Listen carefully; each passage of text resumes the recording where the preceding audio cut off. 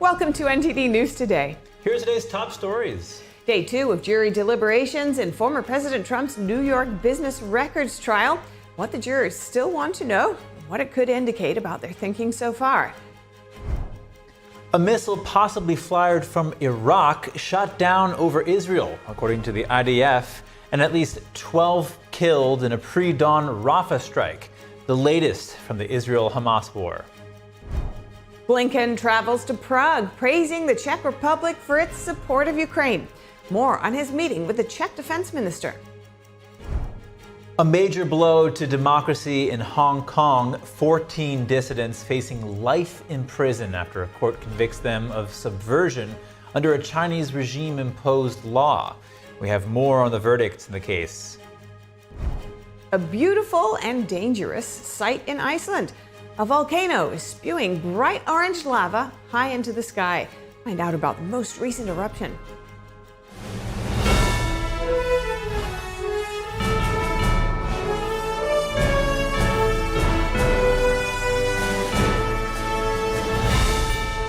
This is NTD News Today, live from our NTD Global Headquarters. Here are Stephania Cox and Chris Beers.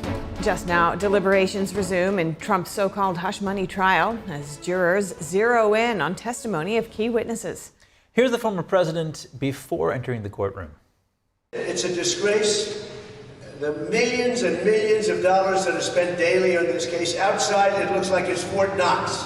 Like they're guarding this. I've never seen so many policemen. Now with Columbia University, you can plant a tent right in front of the main door, no problem.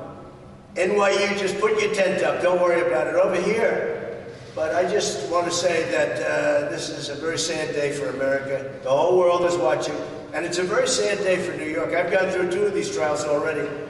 It's with the same kind of a judge. It's all worked, it's all rigged. The whole thing, the whole system is rigged. Judge Engoron was overturned 5 times in my case, and he's going to be overturned again. And we were treated very, very badly. And the outside world... Jurors are about to begin day 2 of deliberations.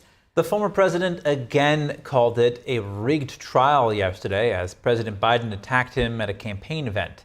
NTD's White House correspondent Iris Tao reports from the Manhattan Criminal Courthouse. The jurors have now been dismissed after deliberating for more than 5 hours, though without reaching a unanimous verdict on whether or not to convict Trump. And Trump after court again insisting that there's no crime and complaining about certain witnesses not getting called. I mean, what is very unfair is that I'm not campaigning. I'm in this room all day long, from morning to night, in the Biden witch hunt. Take a look at where the people come from. It's a Biden witch hunt. It's weaponization. So it seems that there are a lot of witnesses, a lot of people that they could have called that they didn't call. The other thing, the confusion is, nobody knows what the crime is, because there's no crime. Nobody knows what the crime is. During deliberations in the afternoon, the jury sent 2 notes, one asking to review specific testimonies by former tabloid publisher David Pecker and former Trump attorney Michael Cohen. The other note asking to rehear jury instructions as they weren't giving them on paper. The request could take hours to fulfill, and court will resume on Thursday morning. Earlier on Wednesday, the judge in his jury instructions told the jurors to set aside their personal biases and focus solely on the facts and the evidence. He also told them that they have to be convinced beyond a reasonable doubt about the charges to find the defendant guilty. But the judge also told them that they don't have to agree unanimously on what crime Trump is trying to hide through allegedly falsifying business records. And that's a major sticking point, as Trump is insisting that he did not falsify business records, let alone trying to hide another underlying crime. Today, Donald Trump is pandering and peddling lies and stereotypes for your vote so he can win. Meanwhile, President Biden on Wednesday attacked Trump at a Philadelphia campaign event. Donald Trump will have a message for you. Not in our house and not in our watch. And the White House would not confirm recent reporting that Biden will speak from the White House about the upcoming verdict. And that's as the Biden campaign on Tuesday sent surrogates to right outside the Trump courthouse to hold a surprise press conference, a move that Trump on Wednesday said was to influence the trial. Reporting from New York City, Iris Tao, NTD News. And joining us live for Insights is criminal law specialist Dwayne Cates. Dwayne, welcome. Good to see you, and thanks for joining us. Everyone's wondering Yeah, we're just looking at the jury now and what their insights in terms of their queries and what they wanted to know from the judge so far. What could that indicate, do you think? Well, it's no surprise that they want the jury instructions reread to them. Imagine sitting for an hour and 30 minutes, hour and 40 minutes, listening to somebody read law to you, and then expect you to be able to apply that law later, remember it and apply it. I think it's absolutely absurd that they don't have a copy of the jury instructions. Every trial I've ever done, the jury has got a copy of the jury instructions so they can look at it and apply it to the facts in the case, which is what they're going to do. I mean, it's going to take forever it's either going to take forever for them to come up with a verdict, or that eventually they're just going to get frustrated with the whole thing and just come up with a verdict. Right. So you're saying this format could potentially actually impact the outcome. I mean, it could. I mean, think about it. I mean, do you know what the elements of a crime are? I didn't know what the elements of a crime were until I went to law school. Okay, now thank goodness there's a couple lawyers on the panel, so that may help. They may be able to explain, but they're using legal jargon and terminology in these. The average person has no idea what the jury instructions say. I mean, they're confusing. They're full of legalese. And unless they have them in front of them and somebody can explain it to them, it's confusing. Okay, so next, there's no deadline for these deliberations. So at this point, how long do you expect the jury to take? And do you think that the timeline could impact or indicate anything specific about their ultimate decision? Yeah, a little bit. Juries generally want to be finished before the weekend so that they don't have to come back on a Monday. So I would expect this to be done before Friday. Oh, wow. They're asking for testimony to be read back. I mean, again, this was a long trial. I mean, it's hard to remember who said what when, and it's gonna, they almost always end, before a break, so they don't want to come back. And they want to know more of, or they want to see again some of the testimony from Pecker and Cohen. Does that indicate anything specific to you about what they could be thinking? Well, it tells me that there may be some disagreement in the jury room about what Pecker and Cohen said. So they want to read, they're going, well, I thought he said this. And somebody else may be going, I thought he said that. And so they may want to reread the testimony to make sure they've got what he said. Okay. So President Biden has mostly not commented directly on Trump's legal woes, but he may be planning to if Trump is convicted in this case. Is there any precedent for this, and what could be the impact of it if he does? Well, there's no precedent for any of this. Okay, this is the first time this is happening anywhere, anytime. Okay, and Biden, by commenting on the verdict, is reaffirming that this is a political show trial and not a criminal trial. I mean, this is the Biden campaign. This is their ace in the hole. This is how they plan on winning the election, is by convicting Donald Trump. I think it's backfiring badly on them. And as you kind of alluded to, a felony conviction of a former president and presumptive GOP nominee would be especially unprecedented. How do you assess the prosecution aiming to elevate these charges, allegedly business records violations, to felony? It's absurd. It's absurd. It's never been done before, ever. Okay, the DOJ refused to prosecute. The previous prosecutor refused to prosecute. They had to invent a crime in order to charge Donald Trump. And they're saying that he purposefully falsified business records to hide a campaign finance violation or a tax violation or some other violation. And I've never seen anything like it ever. Now, the defense is likely to appeal if Trump is convicted. Looking at the case, what could they potentially base an appeal on? Oh, where do I start? I mean, there's about 1,000 reasons they can appeal this. Number one, the judge should have recused himself. They didn't let a bunch of Trump witnesses testify that would have been very helpful in explaining campaign finance law to him. They let Stormy Daniels go on and on and on about the details of the sex, which have absolutely nothing to do with this case, nothing. And the standard is,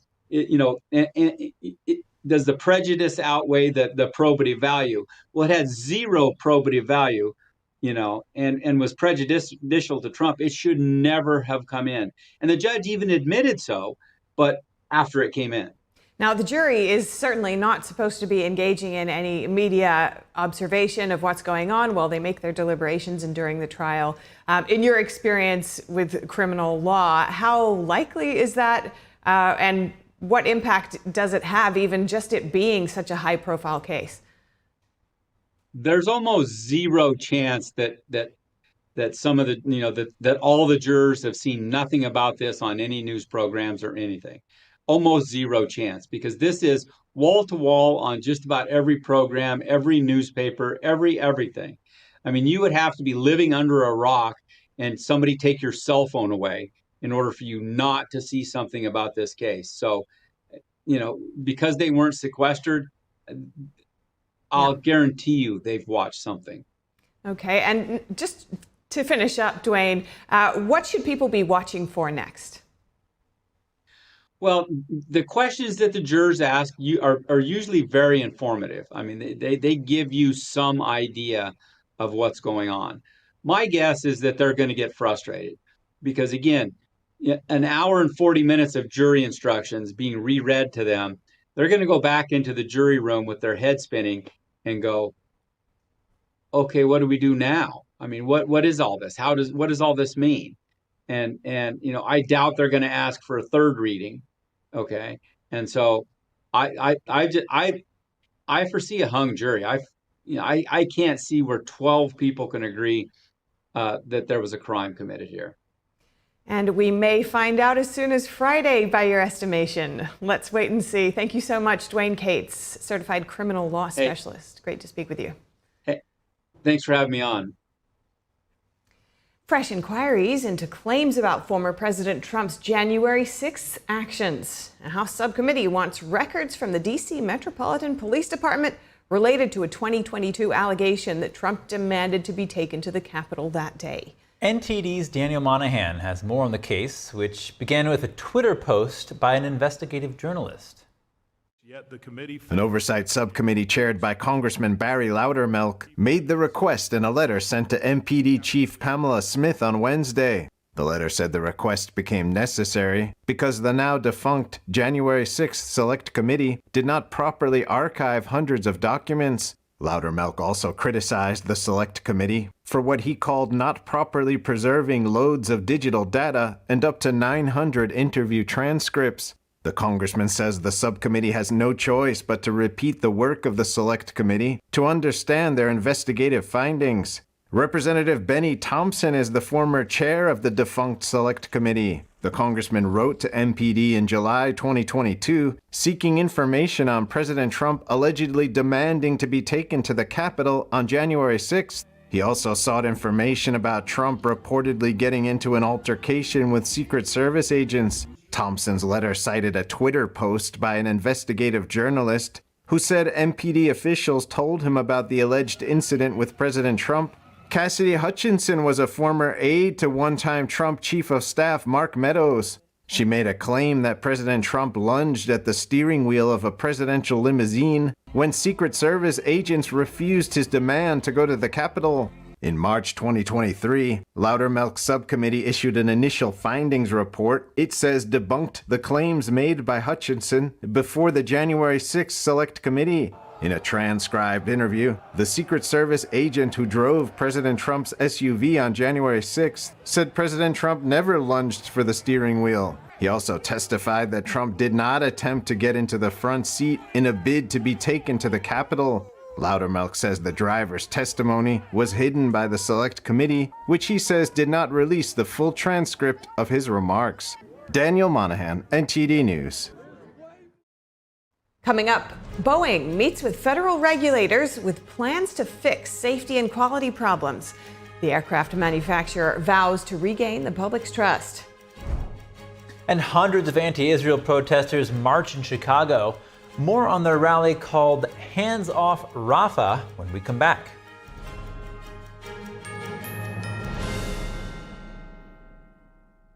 We are only 80 years removed from countries that killed 60 to 70 million people intentionally.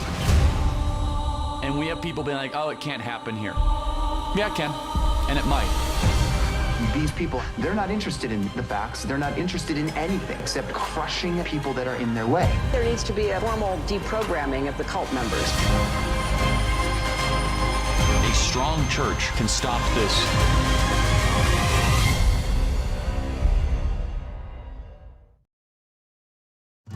Say goodbye to harsh, bitter coffee and hello to a delicious, smooth brew. With specialty quality beans, expertly roasted in-house, you'll taste the difference with every sip. Fermented with a blend of 50 enzymes, Days Coffee delivers a rich brew like no other. Made with the highest grade specialty beans available, you're sure to taste the difference. Elevate your morning with Days Enzyme Fermented Coffee.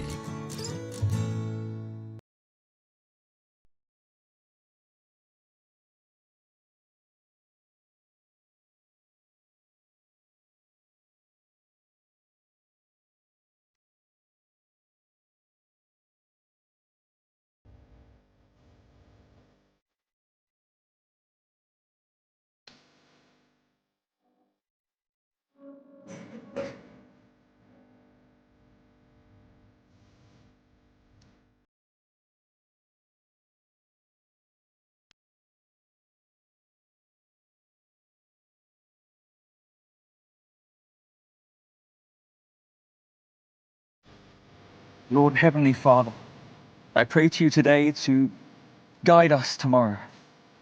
Give us strength as we face death.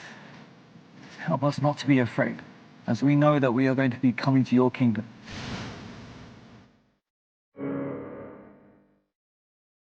Shenyun Creations, the streaming platform from Shenyun, featuring world-class dance, past programs, and all original music.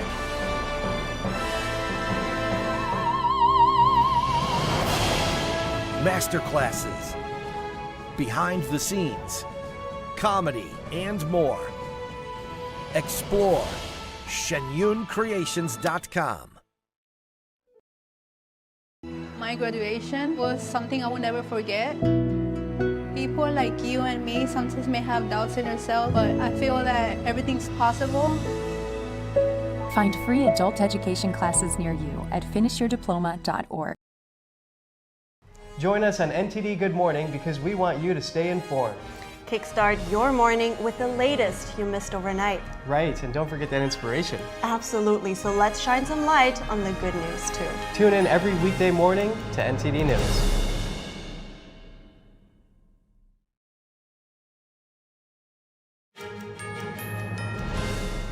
Welcome back. Israel says it shot down a missile, possibly from Iraq. The missile was brought down over the northern city of Golan. Israel Defense Force confirmed a missile was fired from the east, suggesting Iraq as the source. The cruise missile was intercepted by the Iron Dome after crossing from Lebanon. There were no injuries or damage. According to the Times of Israel, the army has described past attacks from Iraq as from the east. Meanwhile, heavy fighting persists in Rafah. Gaza medics say Israeli forces killed at least 12 Palestinians in a dawn airstrike today.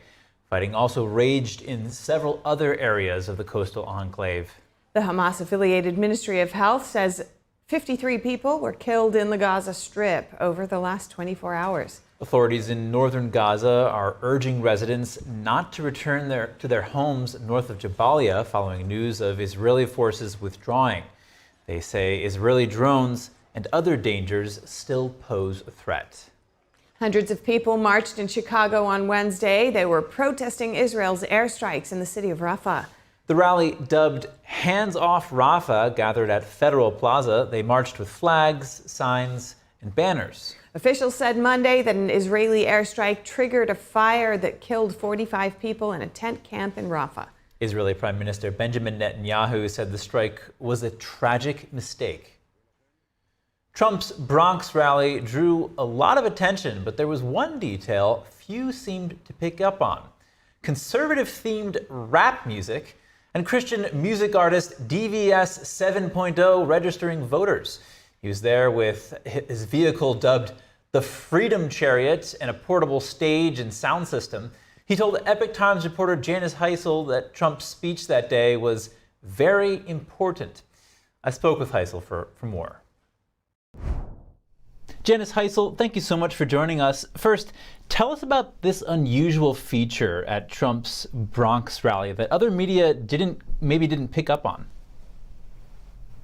Well, actually, the very interesting thing that happened was voter registration going on at this Bronx rally. A lot of, minorities came out for this rally, and I was able to get a tip that this was occurring, which is quite unusual. I'd never heard of this happening, and I've covered probably around 35 Trump rallies in just the past year. And talk to us, how did you get this story about this voter registration?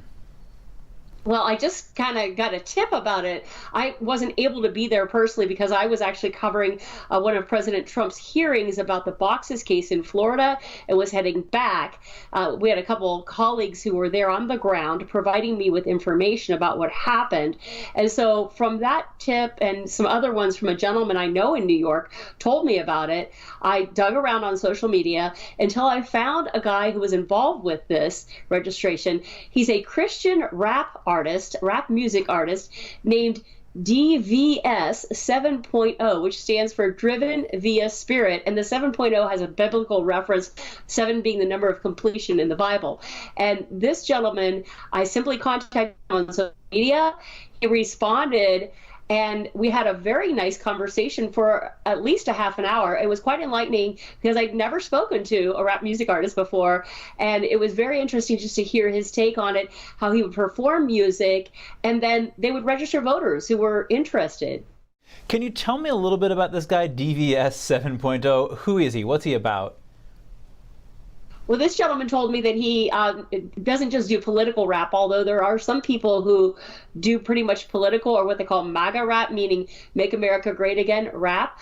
This guy is affiliated with some of those people, but he said that, he started to become politically aware because of President Trump. And although he doesn't agree with 100% of what President Trump says, he certainly feels like that the policies that he supports from President Trump are superior to those of the opponent. Now, he has this voter registration effort with this chariot. Can you tell us a bit about that?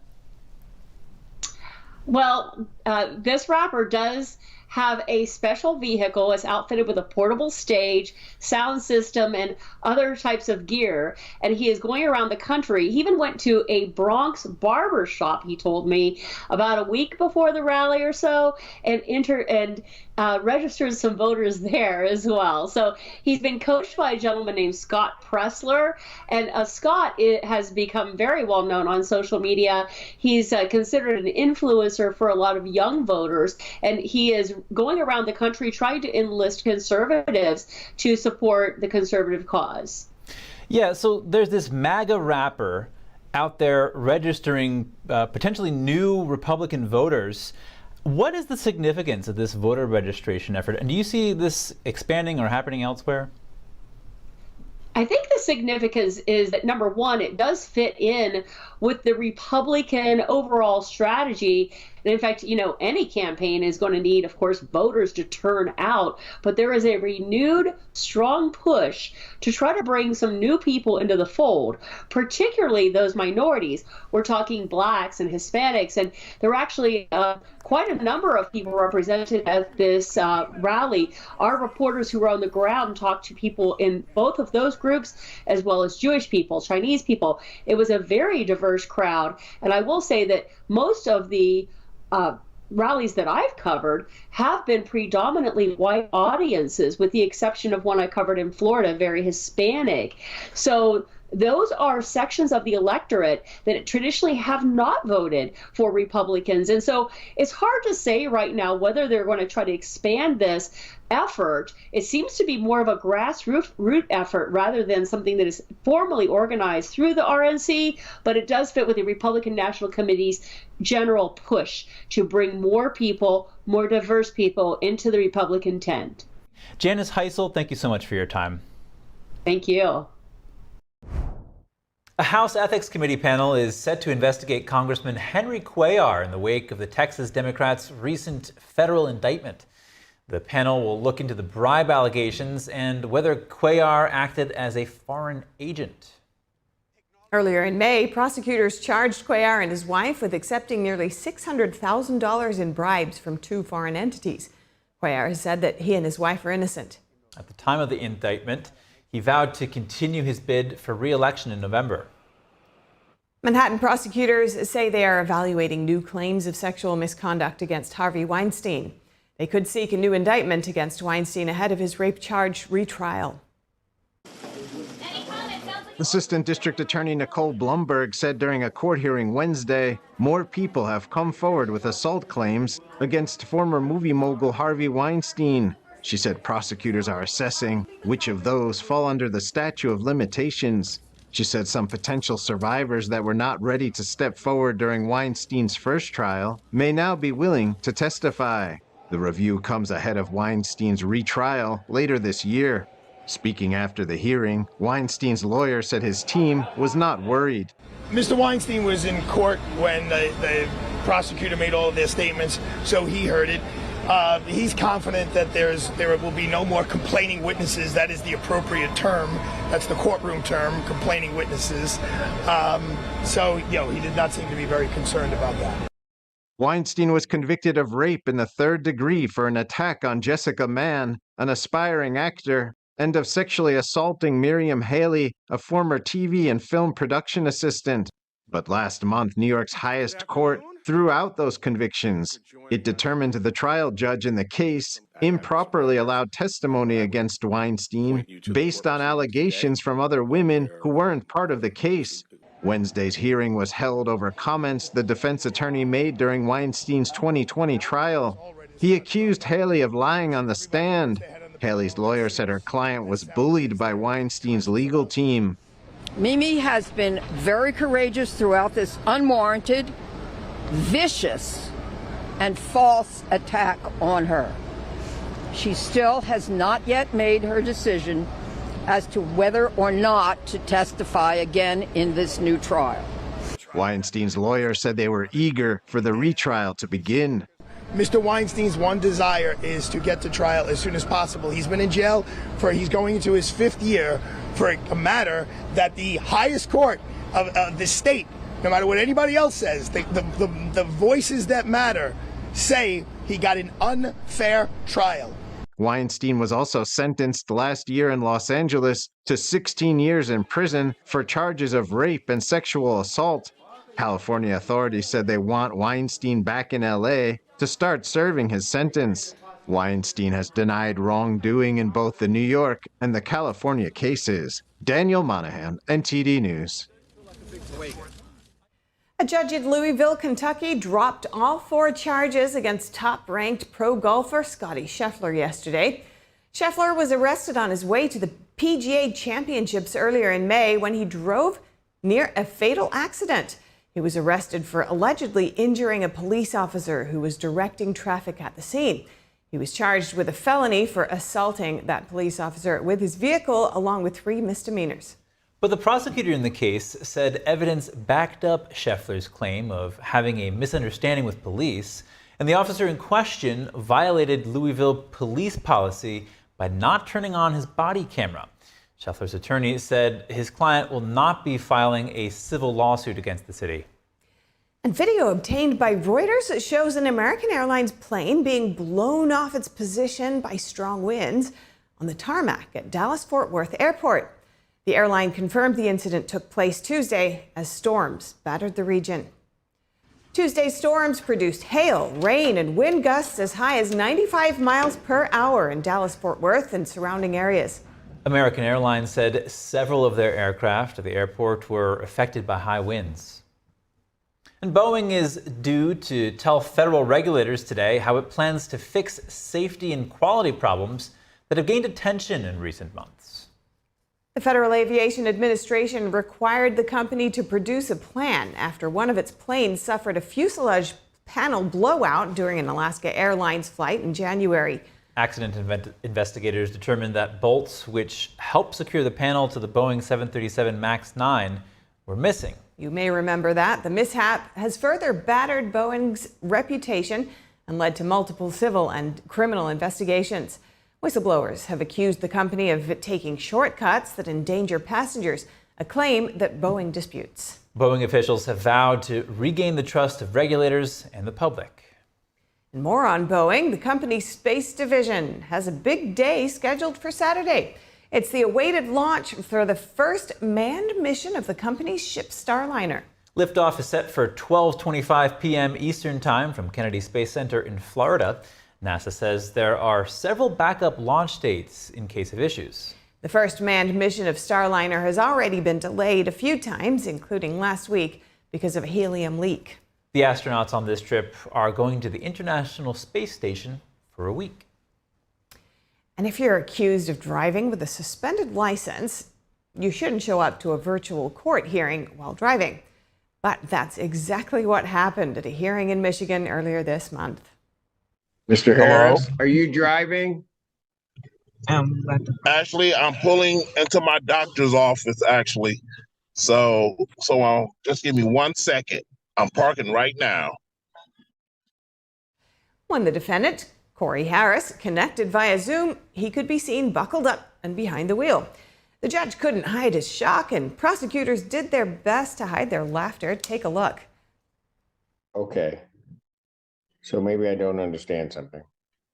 This is a driving while license suspended? That is correct, Your Honor. And he was just driving. And he didn't have a license.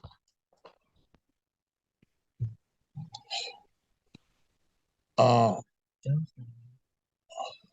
don't even know why he would do that. So defendant's bond is revoked in this matter. Defendant is to turn himself into the Washington County Jail by 6 p.m. today. Failure to turn himself in will result in a bench warrant with no bond.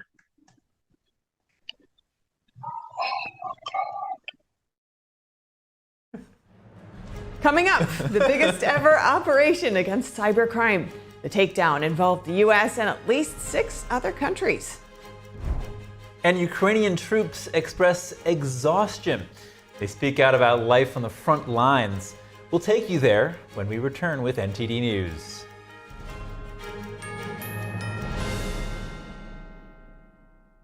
Hi, folks. Do you trust this economy? What if you could receive a strong fixed rate of return that's not correlated to the stock market or the Fed? And what if you were in control? You could turn your income on or off, compound it, whatever you choose. What if your interest was compounded daily, you were paid monthly, and there were absolutely no fees? And what if you could have peace of mind because there was no attack on your principal if you ever needed your money back? Well, folks, there is an investment with all of these features. Investors all over the country are earning a high fixed rate of return with YRefi, and they don't care about what happened with the stock market or the Fed. And best of all, they receive their statement every month with no surprises. Would you like some more information? Just call 877-80-INVEST. That's 877-80-INVEST. Or log on to investyrrefi.com. That's investyrrefi.com. YRefi, do well by doing good. Hi, I'm Caleb, and this is my story. I was born with osteogenesis imperfecta, or brittle bone disease. I have broken my bones almost 200 times, and I have had 11 surgeries. But I didn't let that stop me.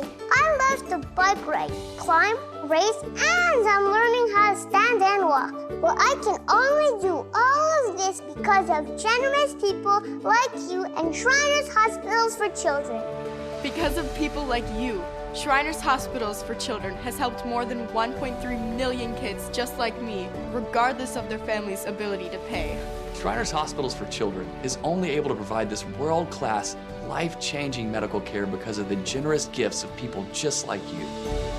Because of you, I can ride my bike. I can play basketball. Because of people like you, I can run. I can smile. Will you send your love to the rescue today? When you go to loveshriners.org right now and give just 63 cents a day, you're helping kids just like me. Like me. Like me.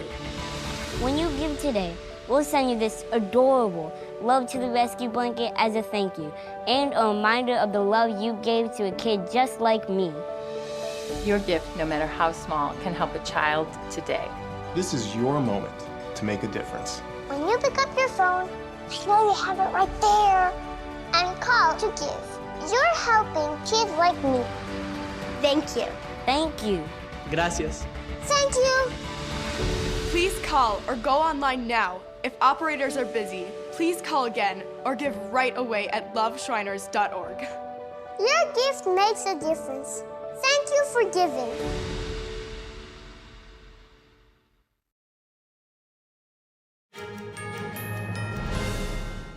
A court in Hong Kong found 14 pro-democracy activists and politicians guilty of subversion today under a Chinese regime-imposed law. The 14 dissidents face up to life in prison in the largest single prosecution under the law since it took effect in 2020. Hong Kong's High Court convicted 14 of 16 defendants charged under the CCP's vaguely worded law. Judges acquitted 2. Sentencing for the others will be set for a later date. All 16 were part of a larger group of 47 people known as the Hong Kong 47. Prosecutors charged them with conspiracy for participating in a 2020 primary vote deemed unofficial, non-binding, and independently organized.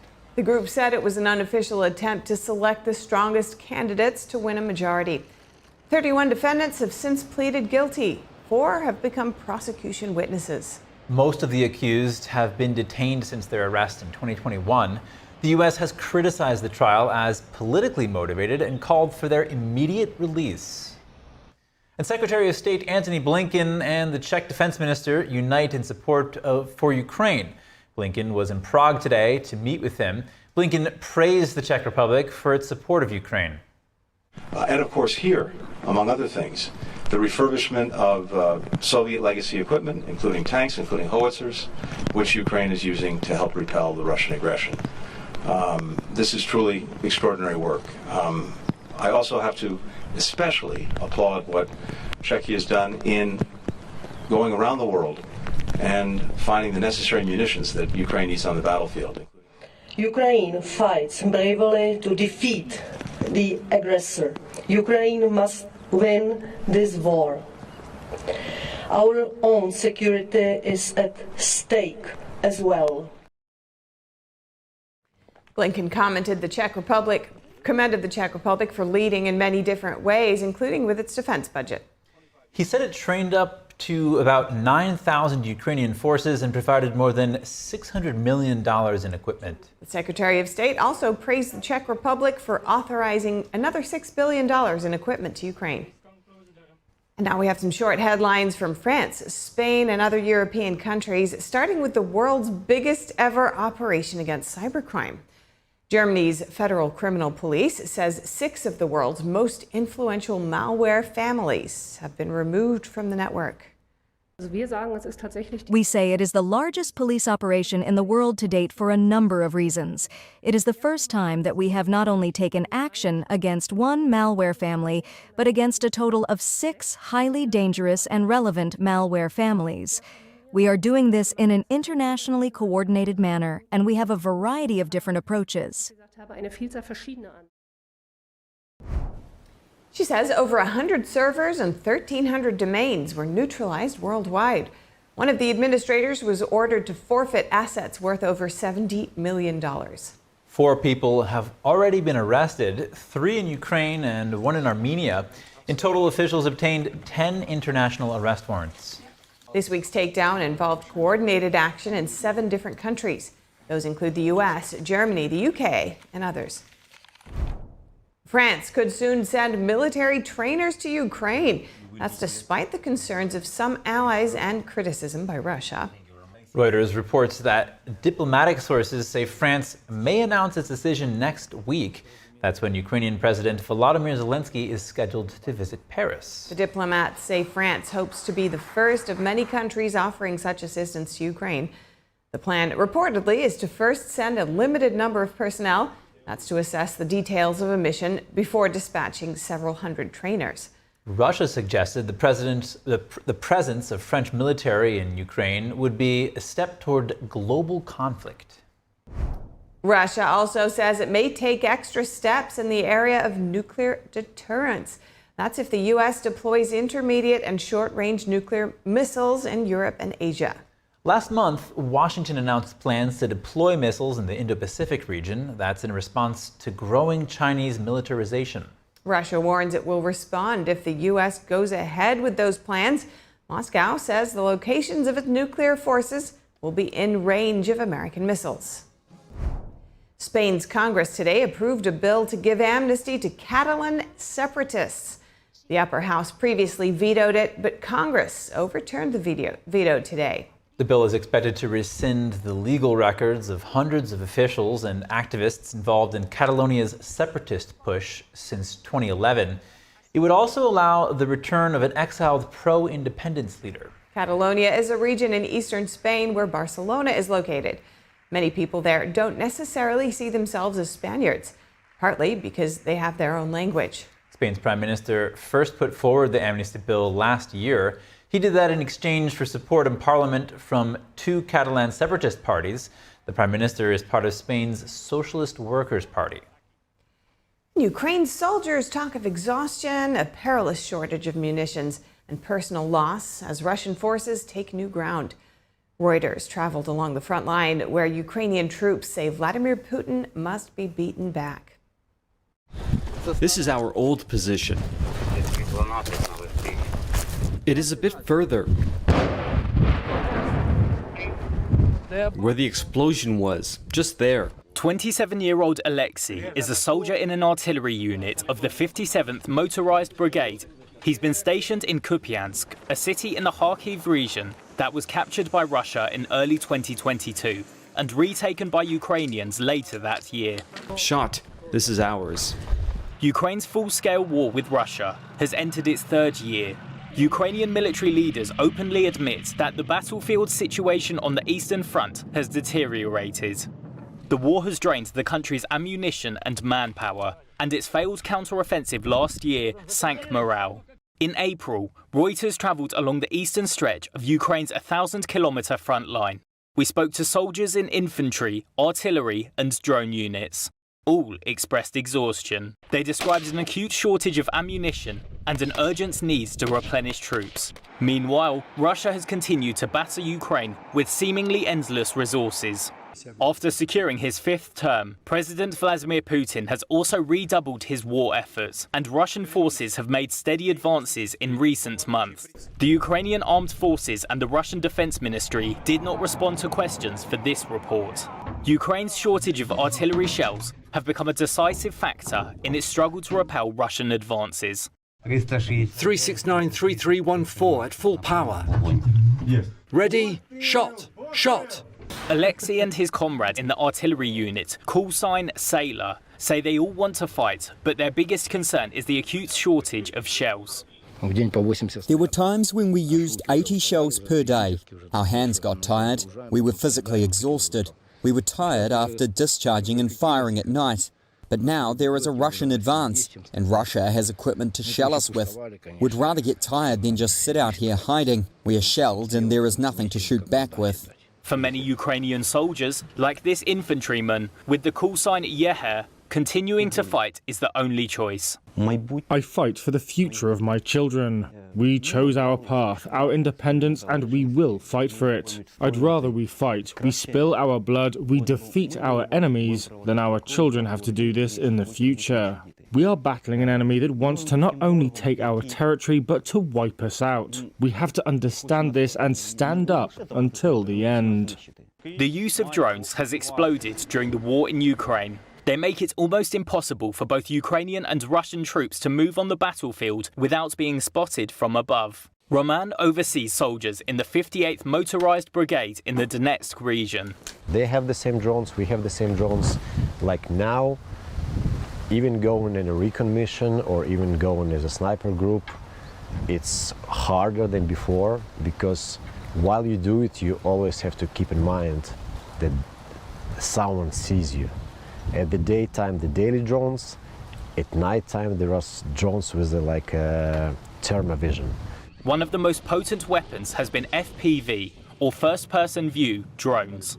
These drones can be guided to a target kilometers away and cost as little as $500 to produce. Ukraine plans to produce more than 1 million FPV drones this year, but soldiers and commanders say that's not enough.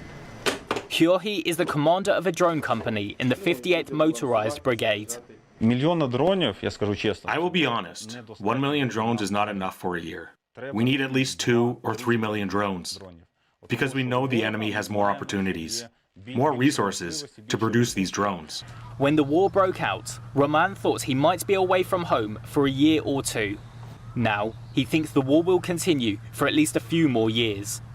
But he says the decision to continue fighting isn't really a choice. It's a question of life or death for his people and his country. And if Russia and Putin prevail in Ukraine, he's convinced no one in Europe will be safe.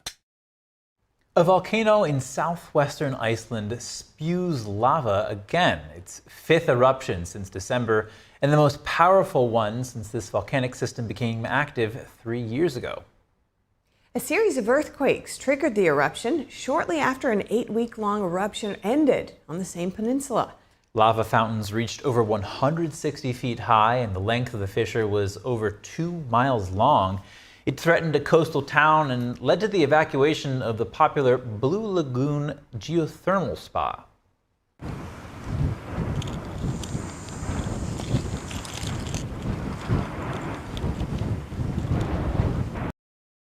The area is part of a volcanic system that was dormant for nearly 800 years before reawakening. Iceland sits above a volcanic hotspot in the North Atlantic and is experienced at dealing with regular eruptions. Next up, flying cars may soon become a reality. People in Tokyo recently watched a flying car demonstration. Experts say the race is on to become the first city to host commercial flying vehicles. Get the futuristic story coming up. And the Australian aviation industry faces a skills shortage. From engineers to baggage handlers, thousands of workers are needed. We'll return with that and more after this break.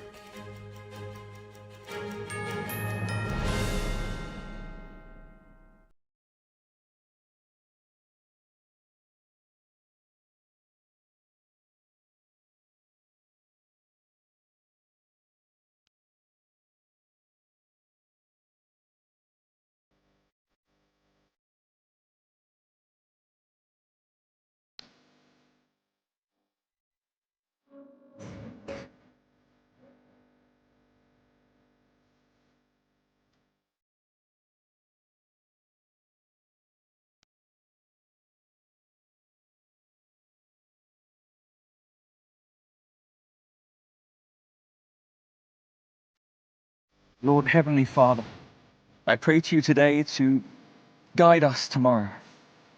Give us strength as we face death.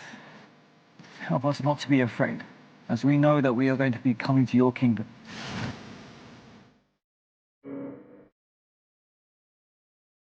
Hello. Today we are talking about Medicare Advantage plans, also known as Medicare Part C. If you have Original Medicare, you have Medicare Part A and Part B. Part A covers hospital stays, while Part B covers medical visits like seeing the doctor. A Medicare Part C plan covers everything in Parts A and B and could save you money or include additional benefits you may not be receiving with your current plan. If you're new to Medicare, moving or losing coverage for any reason, call now to see if you're eligible to enroll in a Medicare Advantage plan that could include additional benefits. All you have to do to find out if you could enroll in a plan that could save you money or include additional benefits is follow these steps. 1. Call the number on your screen. 2. Give your zip code to the licensed insurance agent. And 3. Find a plan best for you and your needs. Part C plans can change every year. Call now, even if you've called in the past, because you could be eligible for 2024 plans with additional benefits that may have previously been unavailable to you. So call today and find out the plan plan options available to you in your zip code. Just call 800-693-6549. You do not automatically get enrolled in a Medicare Advantage plan that saves money or includes additional benefits, so you should call to find out what plans are available to you. Insurance companies offer different plans in different zip codes. Call today and find out what plans are available to you in your zip code. Call 800-693-6549. If you're new to Medicare, moving or losing coverage for any reason, call now to see if you're eligible to enroll in a Part C plan that could save you money and include additional benefits. All you have to do is follow these steps. 1. Call the number on your screen. 2. Give your zip code to the licensed insurance agent. And 3. Find a plan best for you and your needs. Remember, you do not automatically get a Part C plan. Call now for your free 2024 no-obligation Medicare benefits review. Call 800-693-6549. 800-693-6549. 800-693-6549.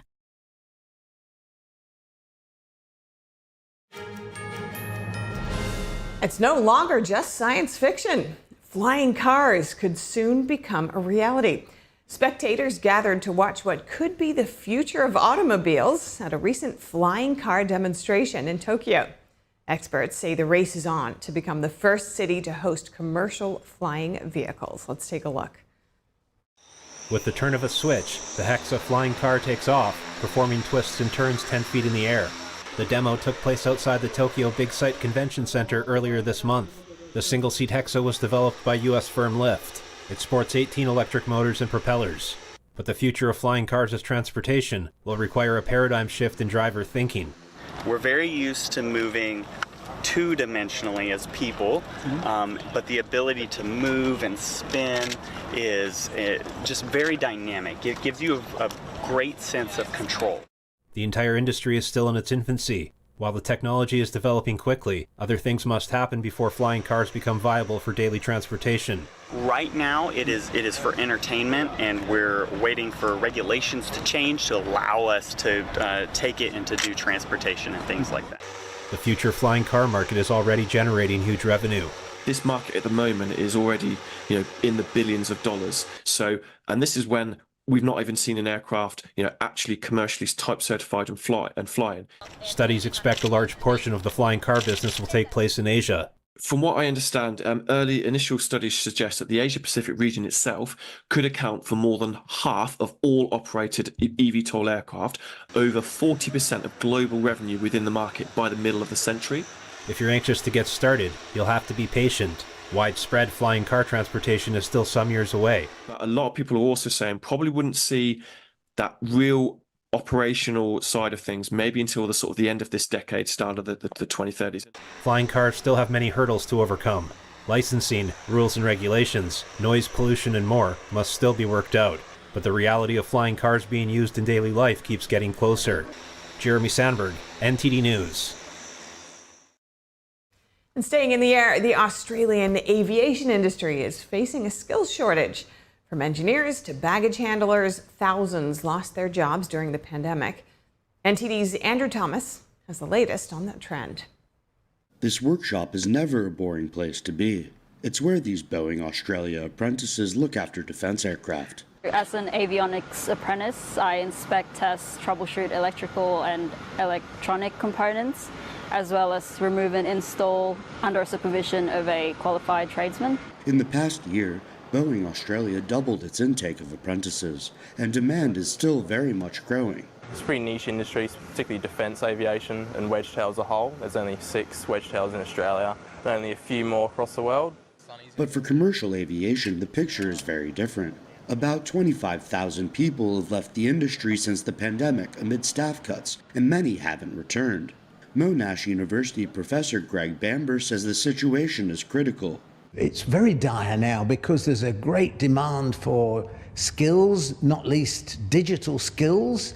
There was migration stopped during the pandemic years, which exacerbated the skill shortages. Bamber says aviation companies need to make innovative changes if they want to attract and retain workers. Andrew Thomas, NTD News.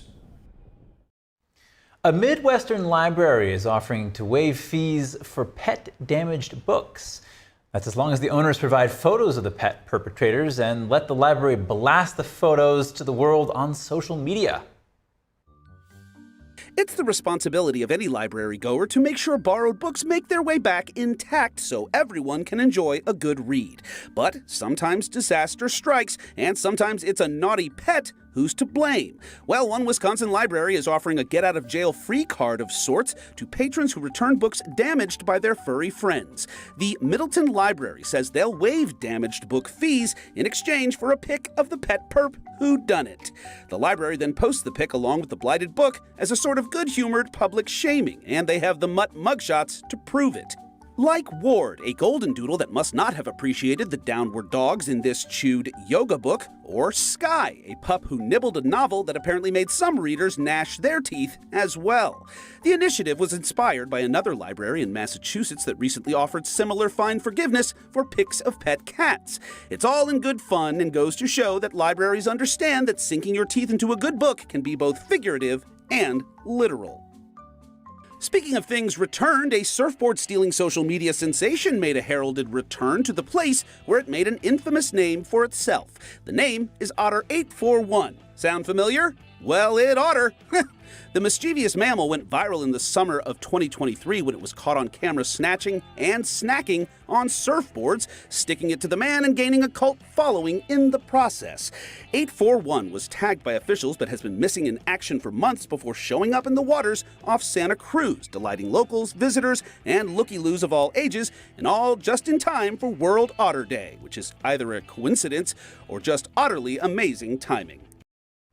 For round-the-clock original news coverage, visit us at ntd.com or download our NTD app. And stay with us. We'll bring you more news in the next 2 hours.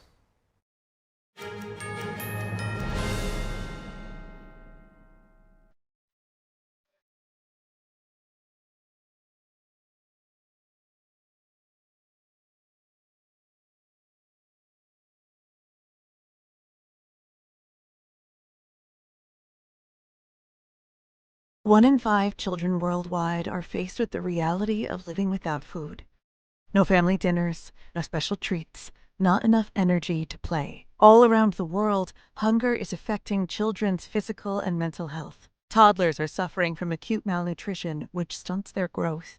Kids are forced to drop out of school so they can help support their families. Conflict, inflation, and climate have ignited the worst famine in our lifetime. And we are fed up. Fed up that hunger devours dreams. Fed up that hunger destroys joy. Fed up with the fact that hunger eats childhood.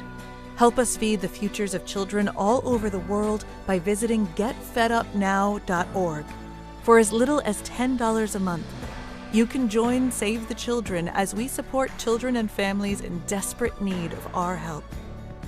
Now is the time to get fed up and give back. When you join the cause, your $10 monthly donation can help communities in need of life-saving treatments and nutrients, prevent children from dropping out of school, support our work with communities and governments to help children go from short-term surviving to long-term thriving. And now, thanks to special government grants, every dollar you give can multiply up to 10 times the impact. That means more food, water, medicine, and help for kids around the world. You'll also receive a free tote bag to share your support for children in need. Having your childhood eaten away by hunger is unimaginable. Get fed up. Call us now or visit getfedupnow.org. I was born into the wrong body, Mom. I was astounded by what they were teaching. Child Protective Services did show up at my house. Parents are fearful of losing custody of their children because they say the wrong thing. Risks? No risks. We got everything covered, I assure you, Mrs. Connors. They don't want anyone to know the truth. I can't stay quiet about this anymore. It's destroyed my health. We're pushed into silence. Presenting the heritage of traditional Chinese martial arts, fostering martial ethics, and reviving the true tradition. Preliminaries of the 2024 NTD International Traditional Chinese Martial Arts Competition will be held across Germany, Taiwan, and New York. The grand finals will be broadcast live online worldwide in September 2024. For more information, please call 1-888-477-9228.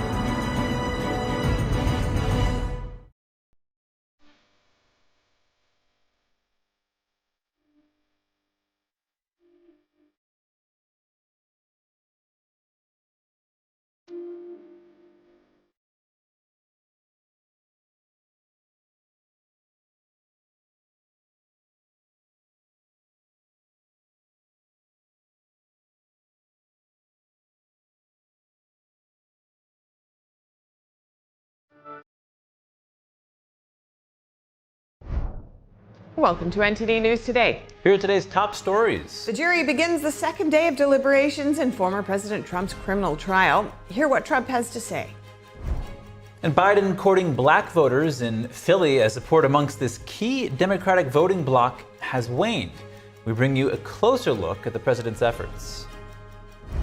Another European country is moving to recognize Palestinian statehood. Hear more about that and updates from the Israel-Hamas war. The U.S. downgraded its previous estimate of economic growth. GDP is revised to a sluggish annual pace. Don Ma will join us to break it down. A meat packer company based in Arkansas is allegedly discriminating against U.S. citizens. Why a conservative group says the company is actively looking to hire illegal immigrants.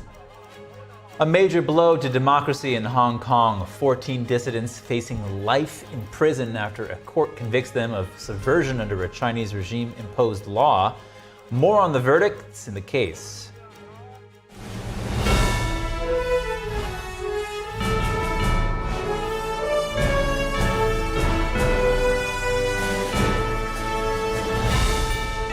This is NTD News Today, live from our NTD Global Headquarters. Here are Stephania Cox and Chris Beers. And we have the latest updates on former President Trump's New York criminal trial. The jury is beginning the second day of deliberations. Here's what Trump said on his way into the courtroom moments ago. The idea that they do not have to agree on what the other crime is. We spent 6 weeks wondering, what is the other crime? What is the other crime? And at the end, the thud we all get is this. There's 3 or 4 of them, and you could pick one from the other, and they don't have to agree on anything. And what he's saying is it's so corrupt. Nobody's ever heard of anything like this. But I just want to say that this is a very sad day for America. The whole world is watching, and it's a very sad day for New York. I've gone through 2 of these trials already. It's with the same kind of a judge. It's all worked. It's all rigged. The whole thing, the whole system is rigged. Judge Juan Merchan is rereading parts of the jury instructions. The jury also asked to rehear parts of witness testimonies. They include testimonies by former National Enquirer publisher David Pecker and former Trump lawyer Michael Cohen. During day 1 of jury deliberations, the judge told the jurors that the burden of proof falls on the prosecution. But he also said the jurors don't have to agree what the other crime is. Trump's son Eric Trump is in the courtroom today, and outside the courtroom, both pro-Trump supporters and anti-Trump protesters are gathering. Next, President Biden and Vice President Kamala Harris traveled to Philadelphia yesterday to shore up slipping support among black voters. The pair announced a new effort known as Black Voters for Biden-Harris during a visit to Girard College. It's a boarding school of mostly black students. As part of a new mobilization drive, the campaign will partner with black organizations to increase outreach among voters in key states. It will also collaborate with groups on voter education and registration activations, both online and on the ground. President Biden's overall approval rating among black Americans decreased from 87% in March 2021 to 55% in April 2023. Biden warned those in attendance, quote, "The threat that Trump poses," he said, "is greater in his second term than his first." The president also brought up the Capitol breach of January 6th, 2021. To break down Biden's bid for the black vote, we have political analyst Jake Novak with us. Jake is the editorial columnist and author of Jake's Takes on Substack. Jake, good to have you. What are your thoughts on Biden's campaign stop in Philadelphia yesterday? Well, Chris, it was clearly a good indication of what we're going to see from the Biden campaign. I actually think that the fact that it was a Black audience is not consequential. What I think was really interesting was that it's clear that the Biden team looked at his State of the Union address and has concluded that angry and scary Joe Biden is the most close to a coherent Joe Biden. In other words, unless he's shouting, unless he's scaring people, unless he's looking really angry, he doesn't come off very coherent. He's got clearly a cognitive decline. So they are going to put him in front of different audiences. Yesterday, it was a Black audience where he came up with a lot of doomsday predictions and a lot of really racially divisive rhetoric. But you could see it did charge him up at points. And I think that's what this is all about. It's really about getting him as angry and as sharp-edged as possible just to keep him coherent and audible on the campaign trail. There was some energy in that soundbite. Now, how important is the Black vote for the Biden campaign's chances of winning in November? Well, of course, it's crucial, but you can't talk about the percentages as much as you need to talk about turnout. This is about turnout. The Black vote for the Democrats is always about turnout. If they they're always going to get a strong majority of the Black vote. The question is, will they turn out? And the turnout for them in Pennsylvania is really, really crucial, which is why I think he's going to be spending a lot of time in Pennsylvania and spending a lot of time in front of Black voters in Pennsylvania. But the thing is, the biggest reason why his popularity is waning among Black voters, it's not unemployment, because the unemployment rate for Blacks is still at a good low number. That trend started under President Trump. It's continued under Joe Biden. The problem is one word: inflation. Inflation is actually worse than unemployment in most cases for a sitting president, because it hurts everyone, from rich to poor. But it is really, really hurting the Black community. The percentage of the personal income that Black people are spending just to get food at the grocery store is at an all-time high. It's at an all-time high for everyone else too, but that's felt really specifically in Black communities because they don't even have as many choices as white America does when it comes to groceries and places to get food. So he needs to turn that story around, but I didn't hear him say anything really about inflation yesterday, and that was a mistake, because that is why he's losing support, and that is why a lot of Black voters in Pennsylvania might stay home in November. And Jake, you're talking about his messaging. What were some of the key messages he was trying to get across yesterday? Well, it was doomsday messaging. It was basically trying to portray Donald Trump as a severely anti-Black president. He accused him of wanting to tear gas the George Floyd protesters. There's no evidence of that. In fact, some of you might remember Donald Trump said some nice things about George Floyd after he died. And I think that the administration's response to the George Floyd riots across the country was actually quite weak. So he's making up stories. He's basically making up stories. He's referring also to that protest near the White House, where, again, that hoax was debunked about a deliberate tear gassing of protesters there. So he's doing that. And by the way, he's been doing this for years, even before Donald Trump was a candidate. When he was running for vice president, re-election for vice president in 2012, he said that Mitt Romney wanted to put the Black people in chains. I mean, this is really lowbrow rhetoric. I can't imagine how lowly, how pathetically that Biden campaign must think of Black voters. I mean, they must really have a very low opinion of them if they think that this kind of 19th century, they're going to put you in chains and go into slavery kind of rhetoric actually convinces any of them. I mean, I guess it does, but I don't think it convinces a lot of them. I think that Black voters and white voters are a lot more sophisticated than this really pathetic scare tactic stuff. But it's scary to hear. And again, I think it's all because they're trying to charge the man up. They need him to seem angry and frightening just to keep him coherent. I think that that's what this is really about. And Trump is gaining with this electorate. How did the size of the crowd at Biden's rally yesterday compare to Trump's rally in the South Bronx? Yeah, well, that's got to be really disturbing. So the video you showed, through no fault of your own, was that real tight shot of Biden. There was a very, very small crowd. In fact, I've seen many still pictures of almost no one in that gymnasium where he's speaking. It looks like there's a lot of people there. See how they're shooting it? There's people behind him, and there's people in front of him. But just a few rows back, it's completely empty. And that is because of something that's been true all along, Chris. There is no such thing as a Joe Biden voter. Joe Biden as a candidate personally has been rejected by the American public time and again. The only reason why he's president is because the Democratic National Committee, after he lost the first two primaries in 2020 terribly, was able to make him into the anti-Trump candidate, the establishment Democrat anti-Trump candidate. Nobody voted for Joe Biden because they liked Joe Biden. If they voted for him, it's because they hated Donald Trump. And that may not be enough to get him over the finish line this time, because a lot of people who really actually even hate Donald Trump personally are talking about how they're going to begrudgingly vote for him this time because they liked his policies better than this guy. But that's what that's all about. There is no such thing as a Joe Biden voter or a Joe Biden supporter in America other than his wife. Now, Jake, let's come back to the ground. You mentioned that Biden's really going to be trying to get black people to come out to vote on November. He's ramping up his efforts to that end. What could that look like over the next few months?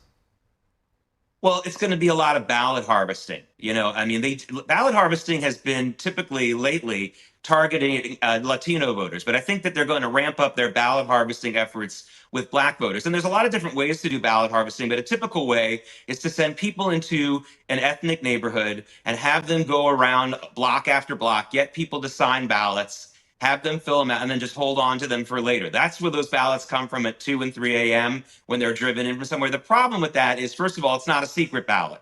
I keep telling Republicans and conservatives, stop with this nonsense about voting machine fraud and stuff like that. Let's just go back to what we learned in 5th grade, which is if it's not a secret ballot, it's not a legitimate election. Who knows what kind of pressure is being put on you, not only by a campaign worker, but maybe you have a family member, a spouse, a father or mother who's putting pressure on you. So that's one thing. They're going to do a lot of that. And depending on how the courts rule, a lot of those ballots are going to be accepted, which is really a shame, because it's not about fraud. It's just about ethics and how you really run a real democracy. You can't have that with an unsecret ballot.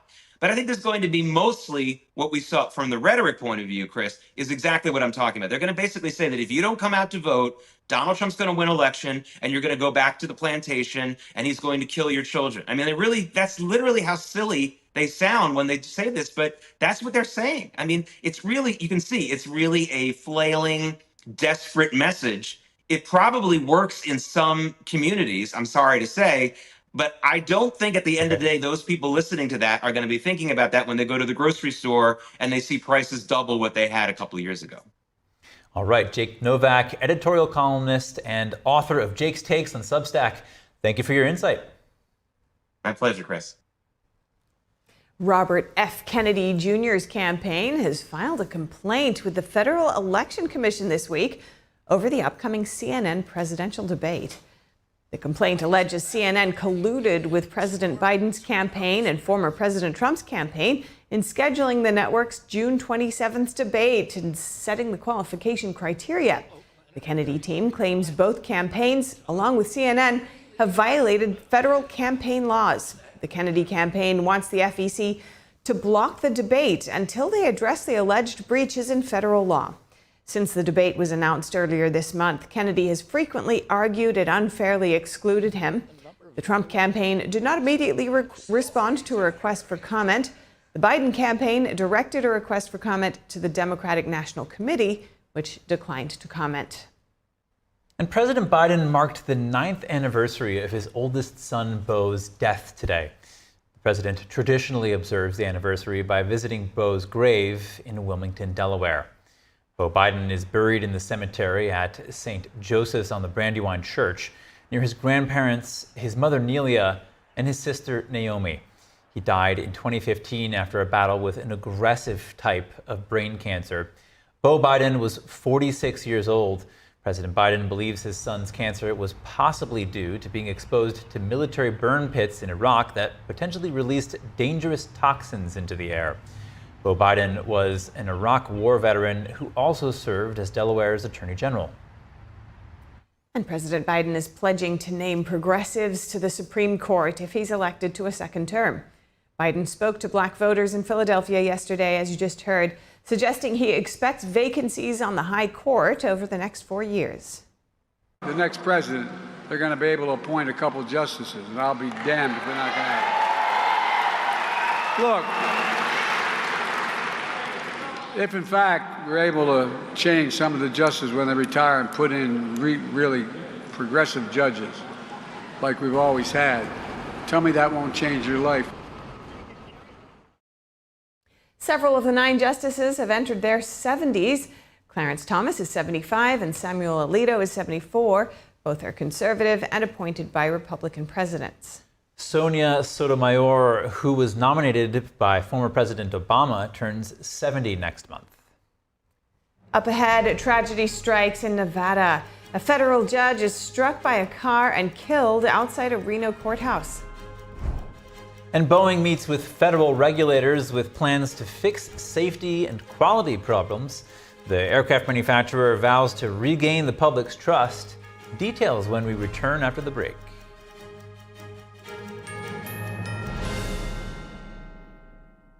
The highest art is beautiful, breathtaking, timeless, and moving. Experience art with 5,000 years of history, inspired by the divine. Experience Shin. People often ask, where's the best place in Korea to do business? Chongbuk Free Economic Zone, of course.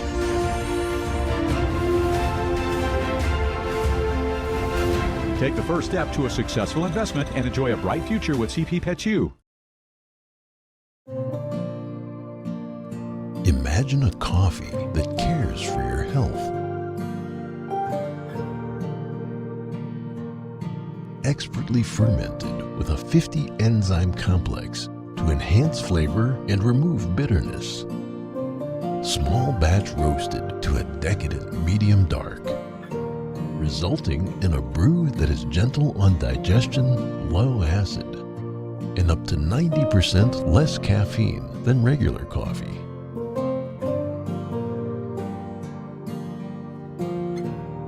Try America's first enzyme fermented coffee today.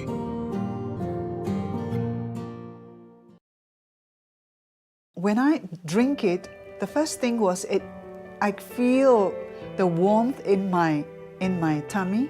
It's kind of like gently radiating out, a kind of a very comforting warmth. And it was really good, actually. I felt much better. I did feel, actually, an effect. And I find that it is actually better when I take it regularly. It's actually steamed and dried 9 times. And so it's really, the essence is really extracted. Then the second time I tried it really like on an empty stomach and just 2 teaspoons of it and over a few times. And wow, there was a big difference because suddenly I could feel, wow, I was very good energized. I didn't have to eat. I could work outside in the garden for a couple of hours and I still felt very well. And I was impressed by that. So I think it's a good product.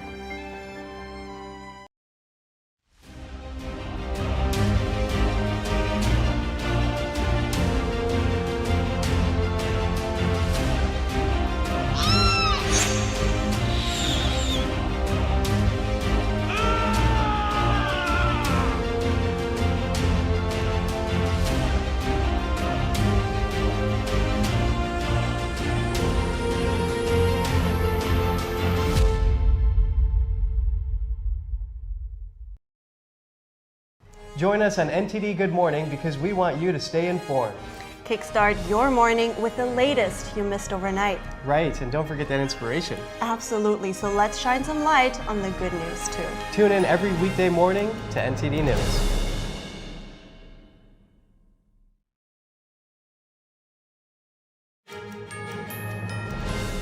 Welcome back, and we have more updates coming in on the conflicts in the Middle East. Slovenia is moving to recognize a Palestinian state.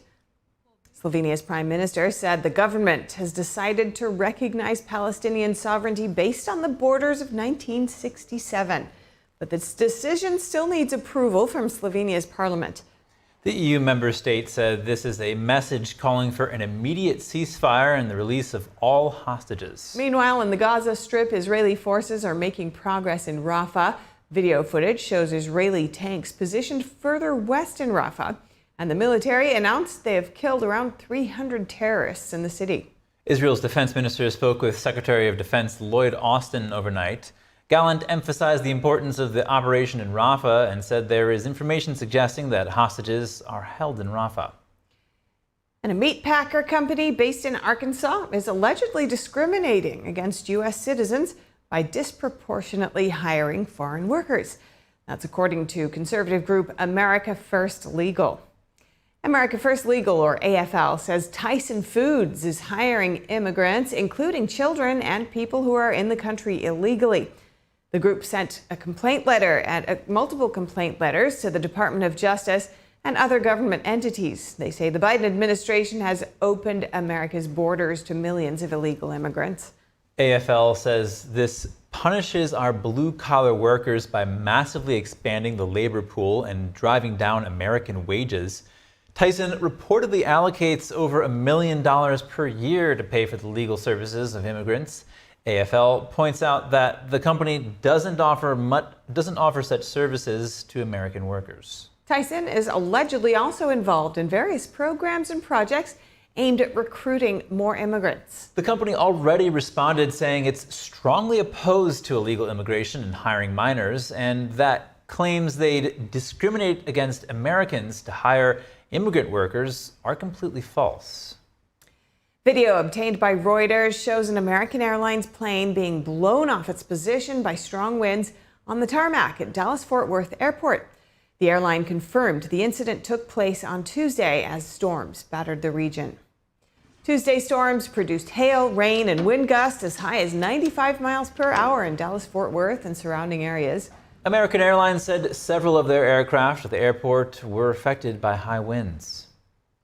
And Boeing is due to tell federal regulators today how it plans to fix safety and quality problems that have gained attention in recent months. The Federal Aviation Administration required the company to produce a plan after one of its planes suffered a fuselage panel blowout, as you may recall, during an Alaska Airlines flight in January.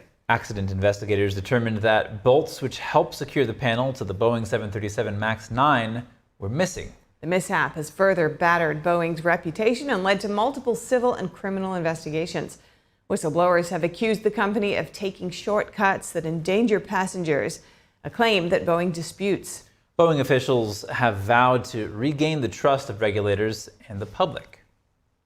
More on Boeing. The company's space division has a big day scheduled for Saturday. It's the awaited launch for the first manned mission of the company's ship Starliner. Liftoff is set for 12:25 p.m. Eastern Time from Kennedy Space Center in Florida. NASA says there are several backup launch dates in case of issues. The first manned mission of Starliner has already been delayed a few times, including last week because of a helium leak. The astronauts on this trip are going to the International Space Station for a week. New York is boosting security for June's T20 Cricket World Cup. Governor Hochul made the announcement yesterday after reports of threats related to the Indian-Pakistan match. Nassau County Police Commissioner said a threat linked to ISIS-K was made in April. More recently, the commissioner cited viral videos calling for a lone wolf to act out at the Indian-Pakistan game on June 9th. Governor Hochul said yesterday that her team is working with federal and local law enforcement to keep attendees safe. She said there is not a credible threat at this time. Hochul said New York State Police had been directed to increase enforcement presence, surveillance, and screening for the tournament. World Cup cricket matches between India and Pakistan are among the most viewed sporting events in the world and also the most politically charged. And next up, Dr. Anthony Fauci's private communications are under House scrutiny. The House Select Subcommittee on the Coronavirus Pandemic is requesting Fauci's personal email and phone records. The request follows new evidence suggesting Fauci used a secret back channel for official COVID-19 communications. Committee Chair Representative Brad Wenstrup cited emails from Dr. David Morens, a former Fauci advisor. In the emails, Morens discusses the use of personal emails to evade Freedom of Information Act requests. In one email, Moritz wrote that he learned how to make emails disappear after someone makes a Freedom of Information Act request. In another, he wrote that, quote, "We are all smart enough to know to never have smoking guns, and if we did, we wouldn't put them in emails, and if we found them, we'd delete them." When asked about the secret back channel during the hearing, Dr. Moritz said that the term was used as a joke. The committee is investigating the origins of COVID-19. Dr. Fauci has until June 12th to comply and is scheduled to testify on June 3rd. And a federal judge is killed in a crash in Nevada. Larry Hicks was appointed by President George W. Bush in 2001. He was struck by a car outside the federal courthouse in downtown Reno on Wednesday afternoon. Reno police say the 80-year-old was rushed to a local hospital where he later died. The driver remained on the scene and is cooperating with the investigation. Judge Hicks is a former Nevada State Bar president. He began his legal career in 1968 as a prosecutor. A county sheriff's office wrote on X that Judge Hicks once stated that his greatest thrill in life was his family. And a judge in Louisville, Kentucky, dropped all 4 charges against top-ranked pro golfer Scottie Scheffler yesterday. Scheffler was arrested on his way to the PGA Championships earlier in May when he drove near a fatal accident. He was arrested for allegedly injuring a police officer who was directing traffic at the scene. He was charged with a felony for assaulting a police officer with his vehicle, along with 3 misdemeanors. But the prosecutor in the case said evidence backed up by Scheffler's claim of having a misunderstanding with police, and the officer in question violated Louisville police policy by not turning on his body camera. Scheffler's attorney said his client will not be filing a civil lawsuit against the city. And if you're accused of driving with a suspended license, you shouldn't show up to a virtual court hearing while driving. But that's exactly what happened at a hearing in Michigan earlier this month. Mr. Harris, are you driving? Actually, I'm pulling into my doctor's office, actually. So just give me 1 second. I'm parking right now. When the defendant, Corey Harris, connected via Zoom, he could be seen buckled up and behind the wheel. The judge couldn't hide his shock, and prosecutors did their best to hide their laughter. Take a look. Okay. So maybe I don't understand something. This is a driving while license suspended? That is correct, Your Honor. And he was just driving. And he didn't have a license.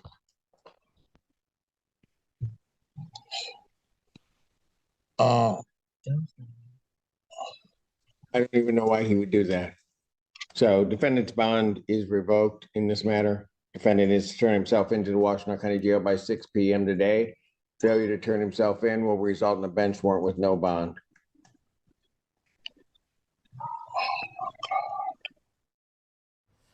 Risky moves there. All right, wow. Coming up. One of the largest U.S. mortgage lenders is now offering a 0% down mortgage program. Some worry the new program is bringing back bad memories of the 2008 financial crisis. And senators are asking the DOJ to investigate an oil tycoon, what they are alleging. That and more when we return.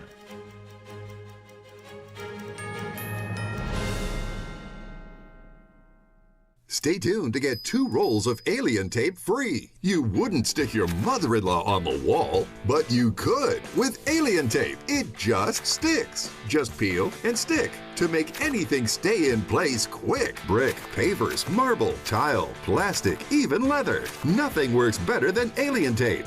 You wouldn't stick your fishbowl on a moving car, but you could with Alien Tape. The secret is nano-stick technology that grabs and locks on to secure one side of the surface to the other. Alien Tape secures in seconds, then twist, pull, and rinse to reuse. Call or go online to get your first roll of Alien Tape for just $19.99, plus shipping and processing. But to make this deal really stick, we'll give you 2 more rolls absolutely free. You get 3 rolls of Alien Tape for one low price. Order now. To order, call 1-800-490-1364 or go to tryalientape.com. So call 1-800-490-1364 or order online at tryalientape.com. Hey everyone, it's me, Sebastian, and it is a beautiful day today. We have so much to be grateful for, so just remember, if you see someone without a smile, give them one of yours. I just love inspiring people to be the best they can be, and the reason I'm able to inspire so many people is because people like you who inspire me with your support of Shriners Hospitals for Children. Since I was little, I've broken 100 bones, and I've had 19 surgeries. Shriners Hospitals for Children was with me every step of the way. But more than that, they've given me the confidence to know I can do whatever I set my mind to. Like right now, I've set my mind to sharing my smile with you. Did you get it? Because of people like you, I can play the violin. I can play piano. I can understand. The help I get is only possible because of caring people like you who pick up the phone and call the number on your screen to make your monthly gift. And when you call or go online right now to donate $19 a month or more, we'll send you this adorable Love to the Rescue blanket as a thank you and a reminder of all the smiles you're bringing to kids' faces every day. Kids like me. And me. And me. And me. So what are you waiting for? You can inspire kids like me by visiting loveshiners.org. After all, you can't help everyone, but you can help someone. So let's go! Thank you. Thank you. Thank you for giving. Join me and bring a smile to the world with your monthly gift today. Please call now. If operators are busy, please call again or go to loveshriners.org right away. Join me and bring a smile to the world. We're in the nation's capital asking the important questions so that you're in the know. Join us daily, Monday through Friday, on the Capitol Report on NTD News.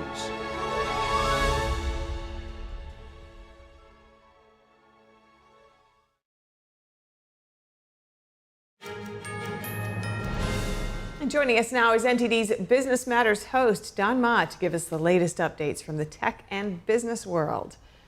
Good to see you, Don. What do you have for us today? Good to see you, Chris, and Steph, of course. Let's talk about economic growth and gross domestic product today. So we had some new numbers just earlier. The U.S. economy grew more slowly in the first quarter than previously estimated after a downward revision to consumer spending. This is according to the Commerce Department today. So GDP, which is the broadest measure of economic activity, it grew at 1.3% annualized rate from January through March. So that's the first quarter this year. And this is down from the advanced estimate previously of 1.6%. And it is notably slower than the 3.4% pace in the final 3 months of last year. So the downgrade of the first quarter growth followed recent softness in readings, for example, in retail sales, as well as equipment spending. And the downward revision to GDP brings the first quarter's growth rate to the lowest actually since the second quarter of 2022. And last quarter's pullback was due mainly to a couple of factors here, let me just mention. One is a surge in imports and a reduction in business inventories. That tend to fluctuate from quarter to quarter. So today's report showing that imports subtracted more than 1 percentage point from last quarter's growth, and a reduction in business inventories took off nearly half a percentage point here. Okay, a lot to digest there. Now, next up, one of the largest U.S. mortgage lenders, which people may be thinking about now in these times, they're now offering a 0% down mortgage program. Tell us about that. Yeah, pretty enticing, but let me give you the details here before you pull the trigger on this. So zero down mortgages could be making a comeback because one of the largest mortgage lenders in the U.S. now offering a 0% down payment offer. And the new program is from United Wholesale Mortgage and led by Matt Ishbia. He's the billionaire owner of the Phoenix Suns. So home buyers who qualify won't need to put down an upfront down payment.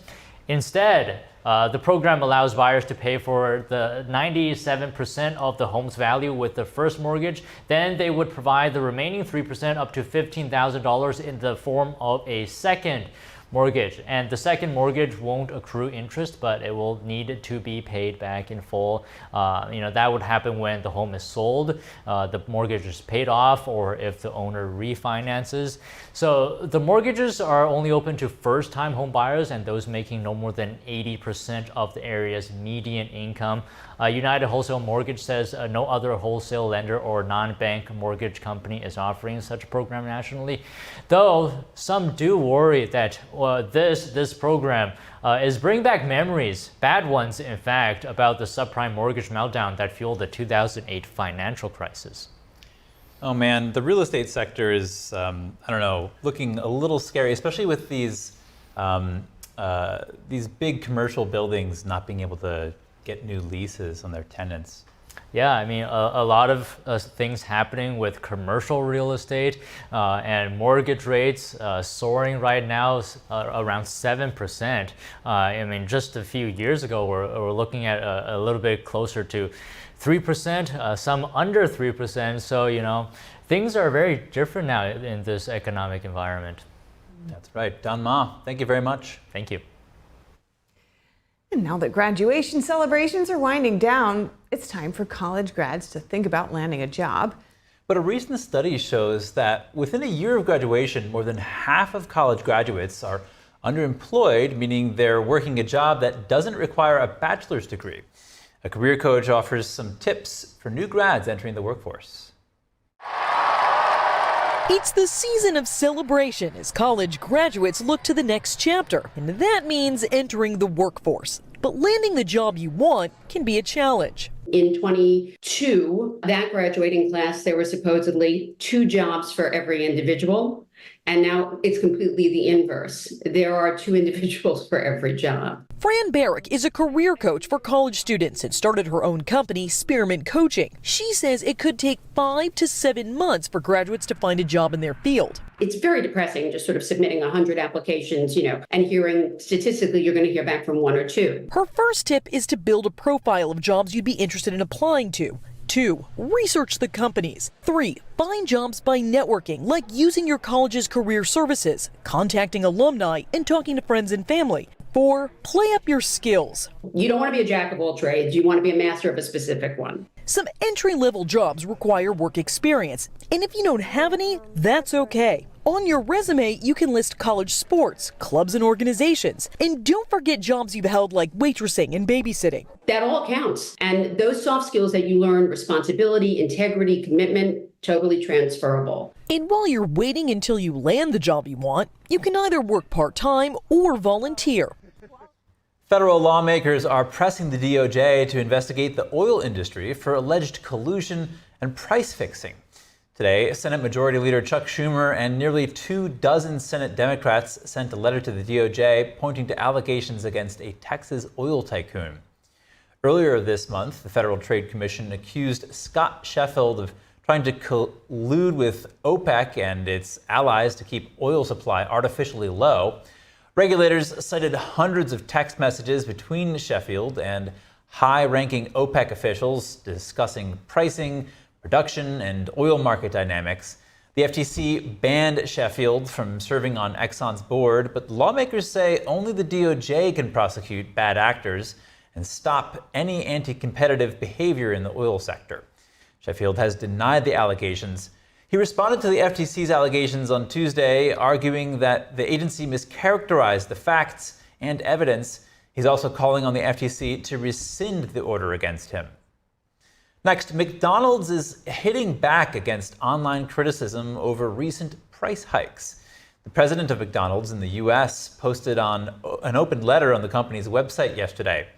It read in part, "Recently, we have seen viral social media posts and poorly sourced reports that McDonald's has raised prices significantly beyond inflationary rates. This is inaccurate." The president added he's frustrated and worried at hearing about an $18 Big Mac meal being sold. In 2019, the average price of a Big Mac in the U.S. was $4.39. Following the pandemic and supply chain costs, the average price for the signature burger is now $5.29. That's a 21% increase. And time for a checkup on the resiliency of retail in the Big Apple. If you walk down 34th Street and you see it's just bustling, but the story's a little more than that as the city recovers from the pandemic lockdowns. Some small business owners are saying rent is sky high, but they've been able to adapt by opening what are called micro retail shops. And yet, crime is still an issue, with the city launching a program to have businesses share their security footage with the NYPD in real time. NTD's Kevin Hogan went out to investigate what challenges retail in New York City is facing and what success it's having. Let's take a look.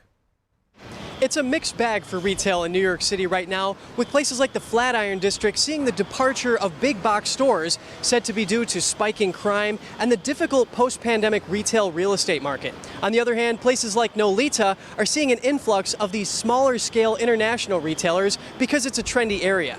And right now, I'm in the heart of Midtown Manhattan in front of one of the T-Mobile stores that survived after the company shut down 62 of its locations in New York City last year. That's over a quarter of them. We're going to learn more about the retail landscape in the Big Apple from Paco Underhill, the CEO of Pics LLC. Recognize that retail historically is about life and death. Okay? Birth, life, and death. Okay? And part of what we've watched is a number of firms in the post-ban world suffer because who are they answerable to? Are they answerable to Wall Street, or are they answerable to the changing consumer? And the State of the Chains report shows that New York City lost 3% of its chain stores last year. What is driving that trend? Well, part of what we're looking at, first of all, is just a changing market and some of the struggles that the national chains have had getting local. I can remember doing a test for a grocery store chain, and they sent us to a market in El Paso, and there was a dearth of things for a Mexican-American market. I can remember going to Southwest Washington for a drugstore chain where the store had 80% Afro-Americans, and yet there were more than 500 things in the store for blondes. Part of what we're looking at is how do we as a retail culture get better about getting local? We're seeing T-Mobile take a huge hit here. Pharmacies like Rite Aid closing a lot of stores in New York City. Is there a way for these type of retailers to attract more people into those brick and mortar stores?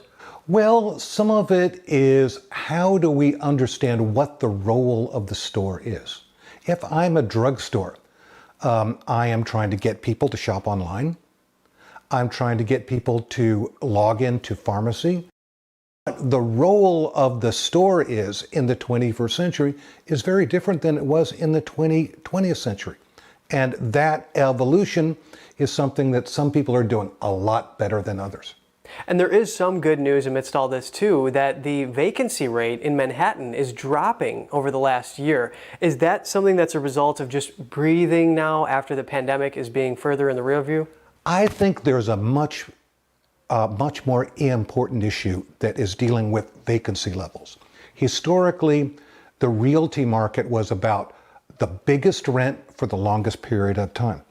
That's what happened here in the US.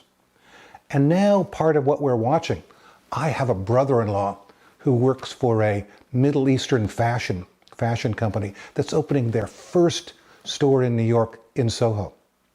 But what they're looking at is not a 20-year lease, but it's a 5-year lease.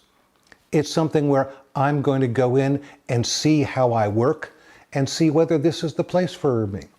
We also see here on Bleecker Street, the prevalence of pop-ups, which is where someone can come in and sign a 6-month lease, go and test something out. A concerned citizen spoke with us. You can order everything online.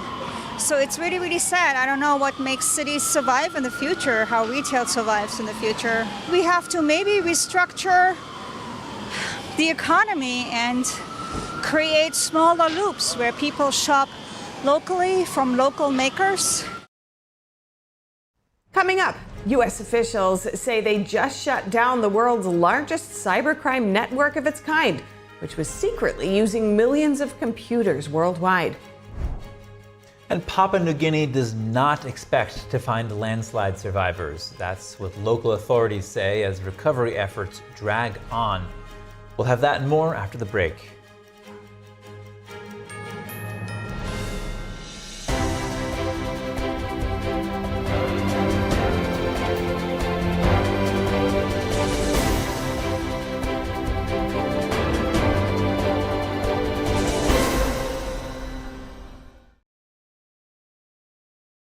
Hi, folks. Do you trust this economy? What if you could receive a strong fixed rate of return that's not correlated to the stock market or the Fed? And what if you were in control? You could turn your income on or off, compound it, whatever you choose. What if your interest was compounded daily, you were paid monthly, and there were absolutely no fees? And what if you could have peace of mind because there was no attack on your principal if you ever needed your money back? Well, folks, there is an investment with all of these features. Investors all over the country are earning a high fixed rate of return with YRefi, and they don't care about what happens with the stock market or the Fed. And best of all, they receive their statement every month with no surprises. Would you like some more information? Just call 877-80-INVEST. That's 877-80-INVEST. Or log on to investyrrefi.com. That's investyrrefi.com. YRefi, do well by doing good. Freedom is not free, and neither is the truth.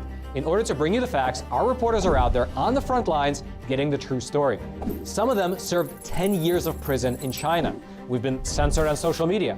Our Hong Kong printing offices were set on fire, and we've been repeatedly attacked by the Chinese Communist Party. But no matter what, we believe that you deserve the truth, and so we'll continue to bring the truth to light. Head on over to getepic.com and try honest journalism that is based in truth and tradition. We'd love to have you on board.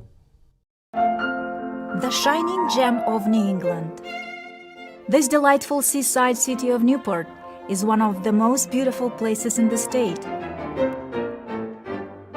Today, we bring you here as we meet with our friends and fellow musicians from the Hermitage Piano Trio. As a team, they have garnered multiple Grammy Award nominations with their breathtaking performances. Oh, wow, I did not think this instrument can make that sound, right? The pandemic made this reunion even more special. Three of us, we like it because we feel music the same way, so... Don't miss us on the next episode of Piano Talks.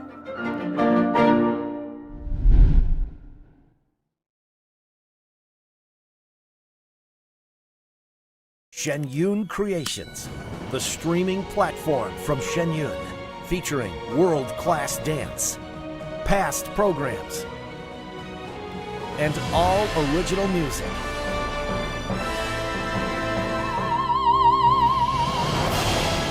Masterclasses, behind the scenes, comedy, and more. Explore shenyuncreations.com.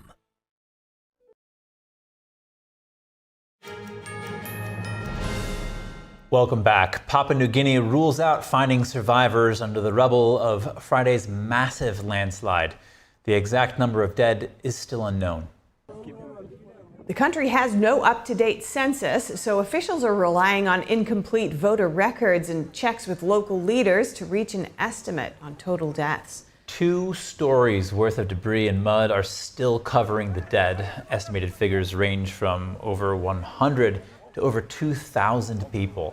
6 bodies have been recovered so far. Heavy equipment and aid have been slow to arrive because of the treacherous mountain terrain, a damaged bridge on the main road, and tribal unrest in the area. Thousands of residents are on alert for evacuation in case the landslide shifts further downhill. And 14 Hong Kong pro-democracy activists were found guilty and 2 were acquitted today in a landmark subversion trial. Critics say it's another blow to the city's rule of law and its reputation as a global financial hub. Here's more. Security was tight as diplomats entered the High Court for the verdicts. Some supporters of the accused even queued overnight. The verdicts in Hong Kong's biggest trial against the Democratic opposition come 3 years after police arrested 47 Democrats in dawn raids across the city.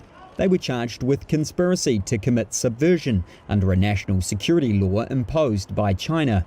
Accused of a plot to paralyse government in the former British colony and force the city's leader to resign through a pre-selection ballot in a July 2020 citywide election. The Democrats maintain it was an unofficial attempt to select the strongest candidates in a bid to win a historic majority in Hong Kong's legislature. Acquitted barrister Lawrence Lau spoke outside court. Well, I won't say this case is finished because further proceedings is going on. I am unable to say too much. Do bear with me. Thank you very much for the concern over all the defendants of this case. Social worker Lee Yue Shun, who was also acquitted, told reporters he was feeling calm despite an expected appeal by prosecutors. The judges extended bail for those two and tentatively adjourned the case until June 25th, when those convicted are able to make mitigating arguments before final sentencing. In 2020, Beijing imposed the sweeping national security law, which saw arrests of Democratic campaigners and the closure of liberal media outlets and NGOs. The US and other countries have criticised the trial as politically motivated, calling for the accused to be immediately released. 31 defendants pleaded guilty and 4 of them have become prosecution witnesses. Sentencing for those found guilty will come later, with prison terms ranging from 3 years to life. The Justice Department has announced the arrest of an alleged Chinese cybercrime ringleader after a major COVID fraud bust. Prosecutors say the criminal network used a botnet infecting over 600,000 IP addresses in the U.S. Authorities say fraudsters submitted thousands of fake applications for federal relief during the COVID-19 pandemic. An FBI official told reporters law enforcement seized roughly $4 million worth of luxury items and $30 million in real estate. NTD's Jeremy Sandberg has more on the alleged scheme. The Justice Department said Wednesday authorities in Singapore had arrested 35-year-old Yunhee Wong. Prosecutors accused the Chinese national of leading a criminal network and spreading malicious code through virtual private networking, infecting 19 million different IP addresses worldwide. IP addresses are unique numbers assigned to individual devices on the internet. U.S. Attorney General Merrick Garland says that targeted IPs included over 600,000 in the U.S. He then made more than $99 million, selling cybercriminals access to his network of hijacked devices. The Departments of Justice and Treasury say Wong and others used a vast network of infected computers, known as a botnet, to submit fake federal relief applications during the COVID pandemic. The departments say the network was also used to carry out bomb threats and send child exploitation materials online, among other schemes. The cyber criminal conduct led to a loss of around $5.9 billion. The DOJ says authorities in Singapore and Thailand worked with the FBI on the bust. A senior FBI official told reporters authorities seized about $4 million worth of watches, sports cars, and other luxury assets, and $30 million in real estate properties across East Asia, the Middle East, Caribbean, and the U.S. The indictment says Wong used money he earned from the botnet to buy properties. The FBI official said the government is pursuing Wong's extradition to the U.S. He says an investigation into other potential suspects is ongoing. The new charges are only the latest example of alleged fraud, rampant in the U.S. since COVID-19 struck more than 4 years ago. The IRS said in March it had investigated COVID-19 related tax fraud and money laundering cases, potentially worth $9 billion. More than half were from cases opened in the last year. Jeremy Sandberg, NTD News. Beefing up gold reserves, stockpiling oil, and kicking off massive drills. The series of actions from China is kicking up questions, including the biggest. Is Beijing preparing to invade Taiwan? China just wrapped up a massive drill encircling Taiwan last week, 3 days after the island's new president was sworn in. The U.S. Indo-Pacific commander said Wednesday the Chinese drills, quote, looked like a rehearsal for an invasion. He added that U.S. forces monitored the Chinese drills and that learning about them would help the U.S. prepare for the future. The Chinese Communist Party considers Taiwan part of its territory despite never having ruled it. A Chinese military expert said the recent exercises practice cutting off Taiwan's connection to the outside world. The expert described Taiwan as an isolated island. He noted its economy relies on exports and that Taiwan gets its energy supplies through imports. He pointed out that if China were to cut off the island's trade routes, Taiwan's economy could collapse. What's more, Chinese leader Xi Jinping inspected a military medical university in China last month. Xi called on students and military staffers there to, quote, focus on the battlefield.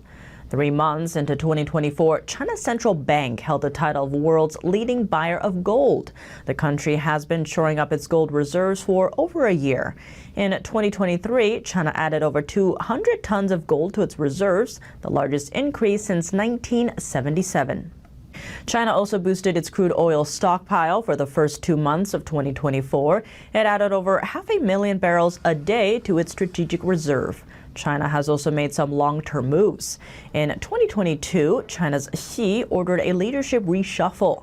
Now, 60% of the leader's cabinet members have Taiwan-related experience.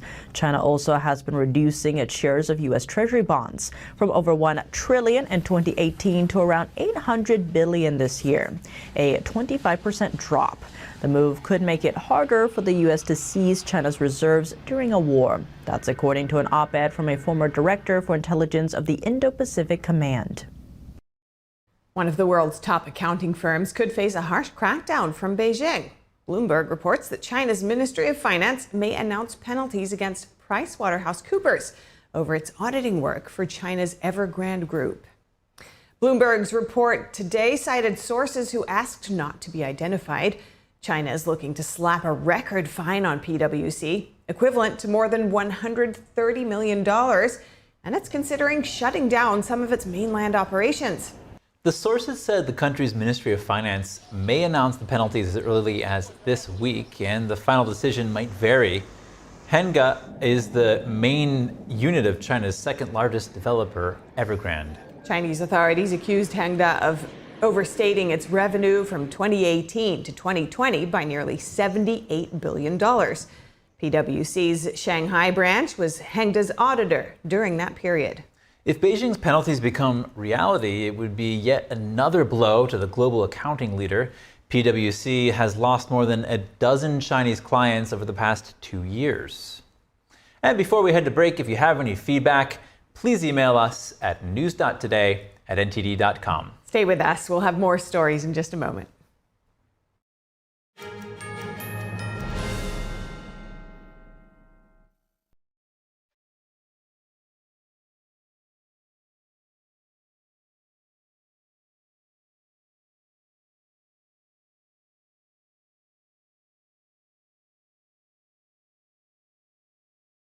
One in 5 children worldwide are faced with the reality of living without food. No family dinners, no special treats, not enough energy to play. All around the world, hunger is affecting children's physical and mental health. Toddlers are suffering from acute malnutrition, which stunts their growth. Kids are forced to drop out of school so they can help support their families. Conflict, inflation, and climate have ignited the worst famine in our lifetime. And we are fed up. Fed up that hunger devours dreams. Fed up that hunger destroys joy. Fed up with the fact that hunger eats childhood. Help us feed the futures of children all over the world by visiting getfedupnow.org. For as little as $10 a month, you can join Save the Children as we support children and families in desperate need of our help. Now is the time to get fed up and give back. When you join the cause, your $10 monthly donation can help communities in need of life-saving treatments and nutrients, prevent children from dropping out of school, support our work with communities and governments to help children go from short-term surviving to long-term thriving. And now, thanks to special government grants, every dollar you give can multiply up to 10 times the impact. That means more food, water, medicine, and help for kids around the world. You'll also receive a free tote bag to share your support for children in need. Having your childhood eaten away by hunger is unimaginable. Get fed up. Call us now or visit getfedupnow.org.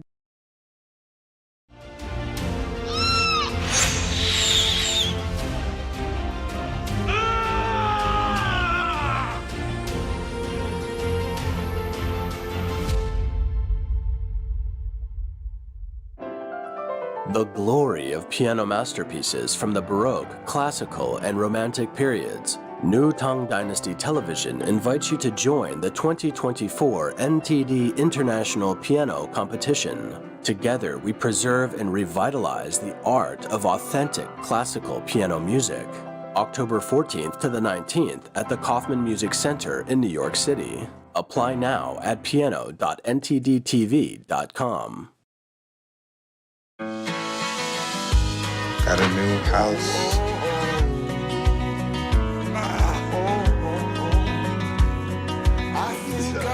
and find a place that I call home.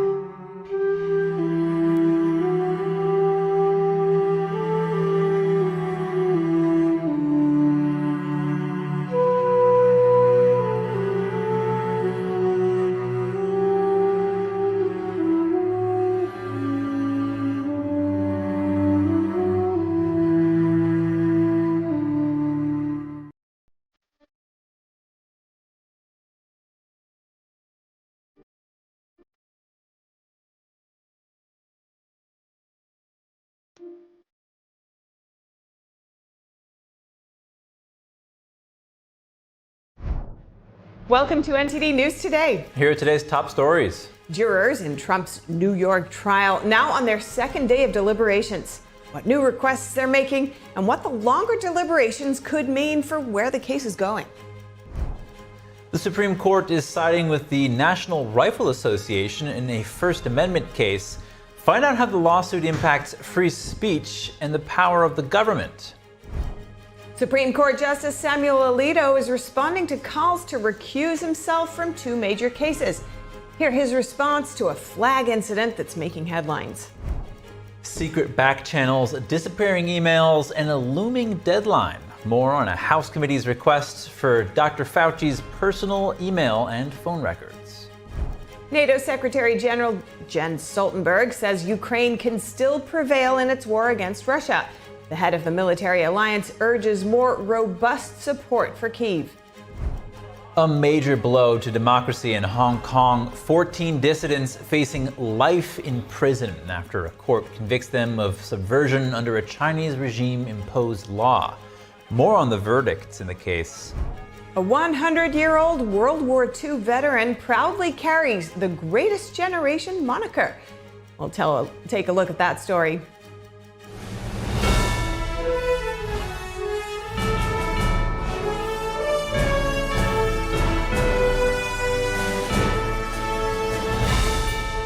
This is NTD News Today, live from our NTD Global Headquarters. Here are Stephania Cox and Chris Beers. The Supreme Court has just handed down a victory to the National Rifle Association, or NRA. It's a case over First Amendment rights and government coercion. The justices ruled unanimously to reverse a lower court decision and clear the way for a free speech lawsuit. The decision means the NRA may continue to pursue its lawsuit against Maria Vullo, a former New York official. Vullo was the superintendent of New York State's Department of Financial Services. Following the 2018 Parkland High School shooting in Florida, the official urged banks and insurance companies to cut ties with the gun rights group.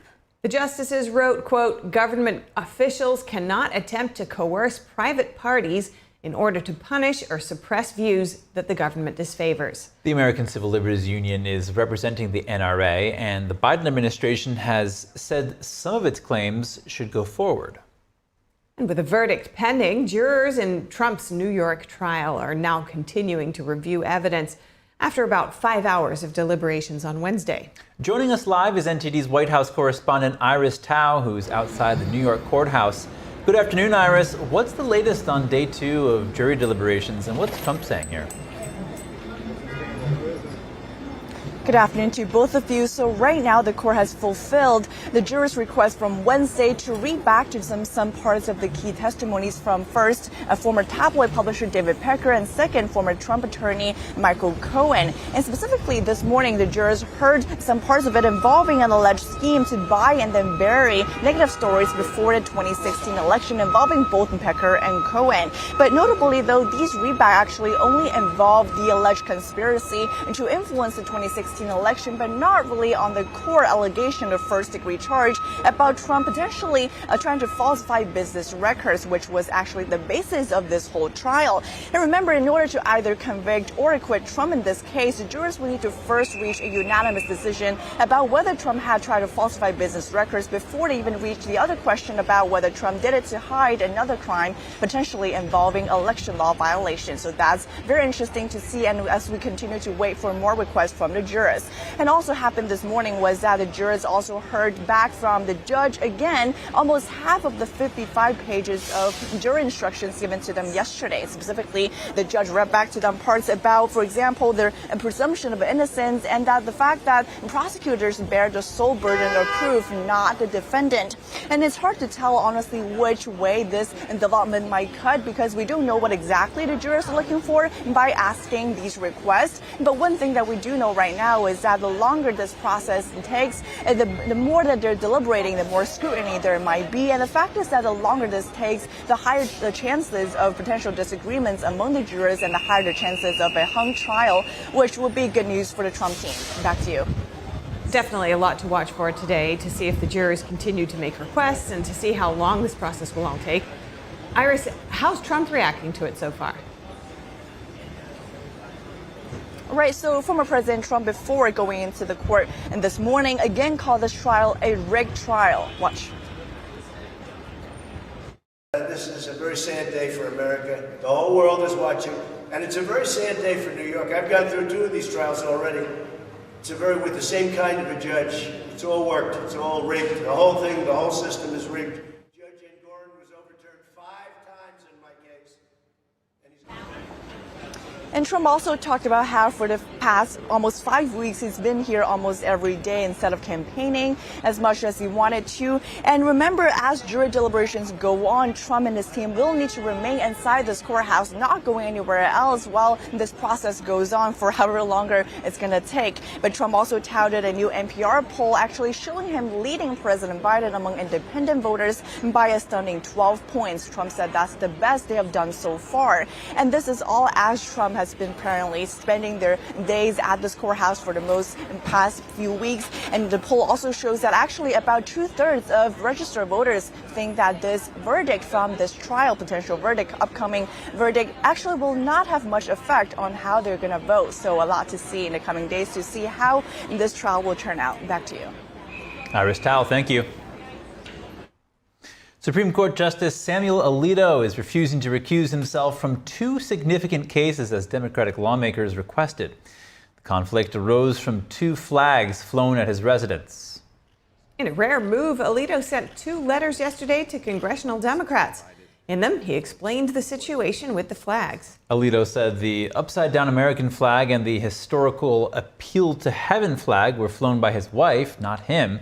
The justice said she was exercising her free speech rights. Democrats said the flags were also flown by protesters at the January 6th Capitol breach. So they asked Alito to recuse himself from 2 cases. One case is former President Trump's bid for immunity from prosecution. The other, a charge involving January 6th. Justice Alito said the flag incidents do not meet the conditions for recusal. And President Biden is pledging to name progressives to the Supreme Court if he's elected to a 2nd term. Biden spoke to black voters in Philadelphia yesterday, suggesting he expects vacancies on the High Court over the next 4 years. The next president, they're going to be able to appoint a couple justices, and I'll be damned if they're not going to have it. Look, if in fact we're able to change some of the justices when they retire and put in really progressive judges like we've always had, tell me that won't change your life. Several of the 9 justices have entered their 70s. Clarence Thomas is 75, Samuel Alito is 74. Both are conservative and appointed by Republican presidents. Sonia Sotomayor, who was nominated by former President Obama, turns 70 next month. Robert F. Kennedy Jr.'s campaign has filed a complaint with the Federal Election Commission this week over the upcoming CNN presidential debate. The complaint alleges CNN colluded with President Biden's campaign and former President Trump's campaign in scheduling the network's June 27th debate and setting the qualification criteria. The Kennedy team claims both campaigns, along with CNN, have violated federal campaign laws. The Kennedy campaign wants the FEC to block the debate until they address the alleged breaches in federal law. Since the debate was announced earlier this month, Kennedy has frequently argued it unfairly excluded him. The Trump campaign did not immediately respond to a request for comment, and the Biden campaign directed a request for comment to the Democratic National Committee, which declined to comment. President Biden marked the 9th anniversary of his oldest son, Beau's death today. The president traditionally observes the anniversary by visiting Beau's grave in Wilmington, Delaware. Beau Biden is buried in the cemetery at St. Joseph's on the Brandywine Church near his grandparents, his mother Nelia, and his sister Naomi. He died in 2015 after a battle with an aggressive type of brain cancer. Beau Biden was 46 years old. President Biden believes his son's cancer was possibly due to being exposed to military burn pits in Iraq that potentially released dangerous toxins into the air. Beau Biden was an Iraq war veteran who also served as Delaware's Attorney General. And a federal judge is killed in a crash in Nevada. Larry Hicks was appointed by President George W. Bush in 2001. He was struck by a car outside the federal courthouse in downtown Reno on Wednesday afternoon. Reno police say the 80-year-old was rushed to a local hospital where he later died. The driver remained on the scene and is cooperating with the investigation. Judge Hicks is a former Nevada State Bar president. He began his legal career in 1968 as a prosecutor. A county sheriff's office wrote on X that Judge Hicks once stated that his greatest thrill in life was his family. Coming up, Tyson Foods is accused of discriminating against U.S. citizens. Why a conservative group says the company is actively looking to hire illegal immigrants. And senators are asking the DOJ to investigate an oil tycoon, what they're alleging about oil companies and pricing. Boeing meets with federal regulators with plans to fix safety and quality problems. The aircraft manufacturer vows to regain the public's trust. More in just a moment here on NTD News Today.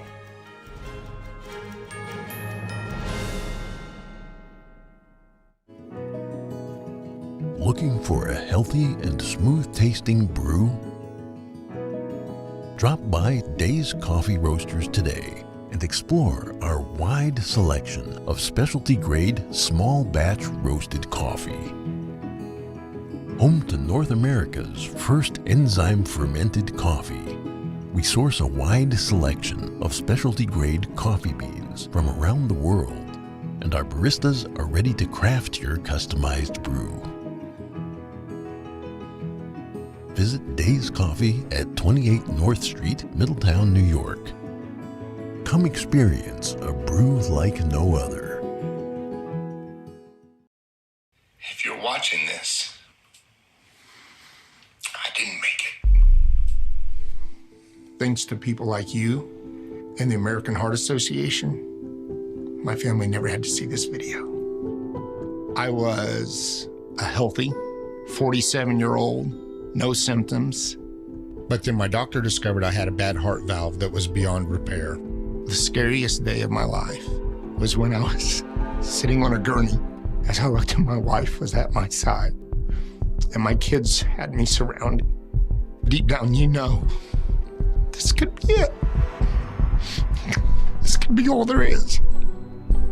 Not having him around for Riley to grow up with and have that papa figure in his life, that would have been hard.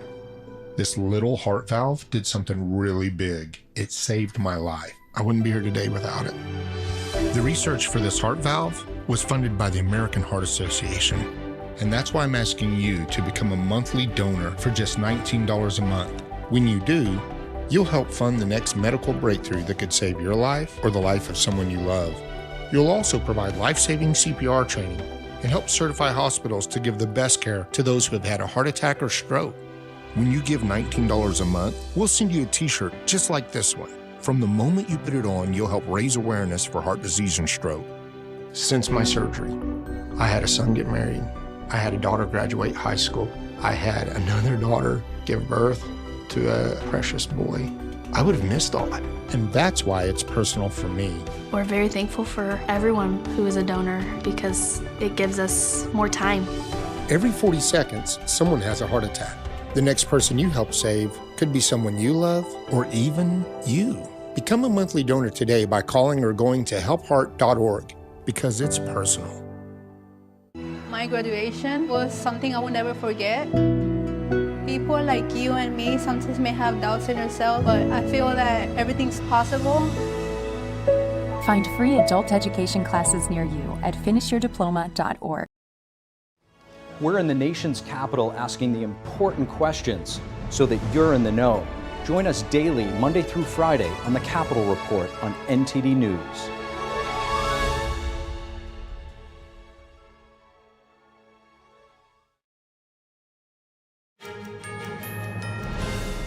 Welcome back. Dr. Anthony Fauci's private communications are under House scrutiny. The House Select Subcommittee on the Coronavirus Pandemic is requesting Fauci's personal email and phone records. The request follows new evidence suggesting Fauci used a secret back channel for official COVID-19 communications. Committee Chair Representative Brad Wenstrup cited emails from Dr. David Morans, a former Fauci advisor. In the email of Information Act request, in another, he wrote that, quote, "We are all smart enough to know to never have smoking guns, and if we did, we wouldn't put them in emails, and if we found them, we'd delete them." Very ironic. When asked about the secret back channel during a hearing last week, Dr. Morans said the term was used as a joke. The committee is investigating the origins of COVID-19. Dr. Fauci has until June 12th to comply and is scheduled to testify on June 3rd. And a meat packer company based in Arkansas is allegedly discriminating against U.S. citizens by disproportionately hiring foreign workers. That's according to conservative group America First Legal. America First Legal, or AFL, says Tyson Foods is hiring immigrants, including children and people who are in the country illegally. The group sent complaint letters to the Department of Justice and other government entities. They say the Biden administration has opened America's borders to millions of illegal immigrants. AFL says this punishes our blue-collar workers by massively expanding the labor pool and driving down American wages. Tyson reportedly allocates over $1 million per year to pay for the legal services of immigrants. AFL points out that the company doesn't offer such services to American workers. Tyson is allegedly involved in various programs and projects aimed at recruiting more immigrants. The company already responded, saying it's strongly opposed to illegal immigration and hiring minors, and that claims they discriminate against Americans to hire immigrant workers are completely false. Federal lawmakers are pressing the DOJ to investigate the oil industry for alleged collusion and price fixing.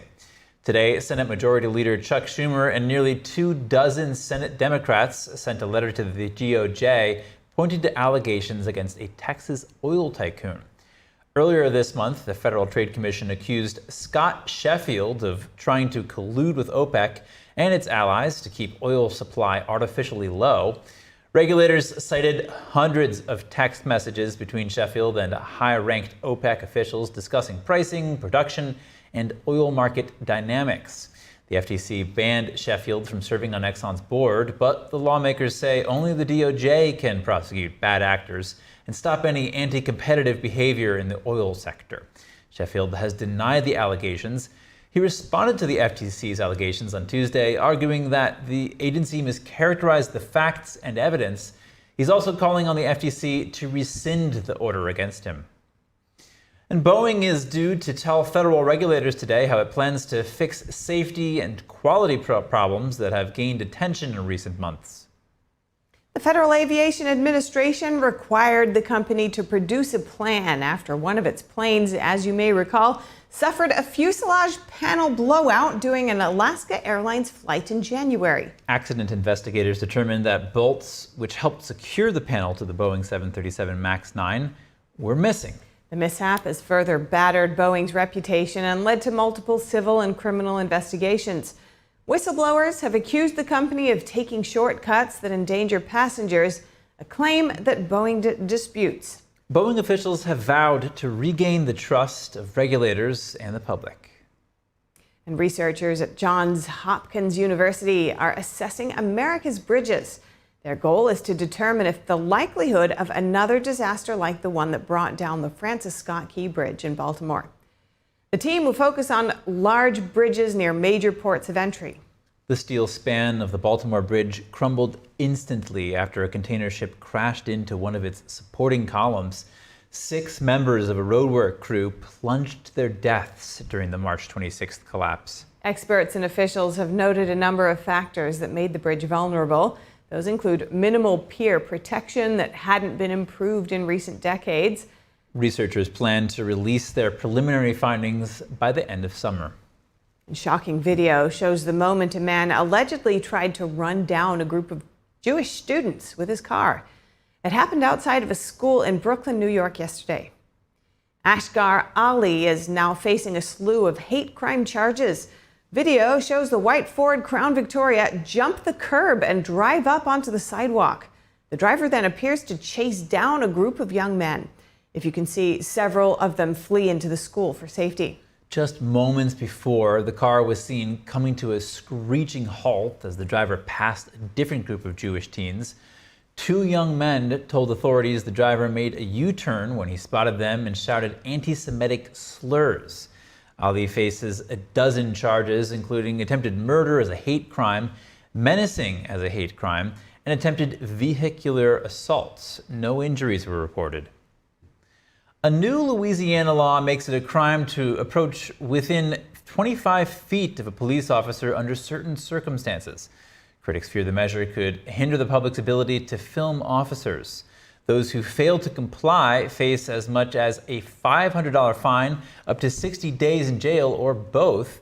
Critics say the law limits how close a person can be to film a police, which infringes on citizens' First Amendment rights. Proponents of the new law argue that it will create a buffer zone to help ensure the safety of officers and bystanders. They say that 25 feet is still close enough to record police interactions. Louisiana Governor Jeff Landry signed the law Tuesday. It goes into effect August 1st. And if you're accused of driving with a suspended license, you shouldn't show up to a virtual court hearing while driving. But that's exactly what happened at a hearing in Michigan earlier this month. Mr. Harris, are you driving? Actually, I'm pulling into my doctor's office, actually. So just give me 1 second. I'm parking right now. When the defendant, Corey Harris, connected via Zoom, he could be seen buckled up and behind the wheel. The judge couldn't hide his shock, and prosecutors did their best to hide their laughter. Take a look. Okay. So maybe I don't understand something. This is a driving while license suspended? That is correct, Your Honor. And he was just driving. And he didn't have a license.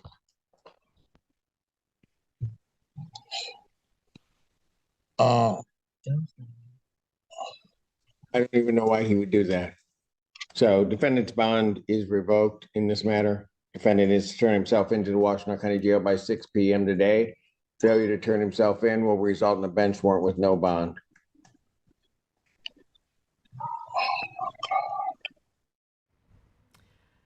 All right, do not drive. That's the message Nissan is giving drivers of nearly 84,000 vehicles until they get their airbags fixed. Their Takata airbags are part of an open recall, but owners have not had them repaired. The airbags can explode in even minor crashes. The vehicles in question are certain 2002 to 2006 Sentras, 2002 to 2004 Pathfinders, and 2002 to 2003 Infiniti QX4s. The National Highway Traffic Safety Administration urges owners to immediately check to see if their vehicle's airbag is part of the recall, and if so, call Nissan. Nissan and its Infiniti subsidiary will provide free towing and repairs. In some cases, they'll also provide a rental car. The Takata airbags recall is one of the largest recalls in U.S. history. They can malfunction and send bits of shrapnel flying at the driver. More than 24 people in the U.S. have been killed by them, and hundreds more were allegedly injured. 4 automakers have now issued do not drive warnings related to Takata airbags in the past 16 months. Coming up, Secretary of State Antony Blinken meets with Czech Foreign Minister Jan Lipavsky in Prague about Ukraine. A U.S. citizen arrested on drug charges in Moscow appears in court. His case comes amid soaring tensions with Russia over the war in Ukraine. An official in Papua New Guinea says no survivors are expected from Friday's landslide. More in just a moment here on NTD News Today.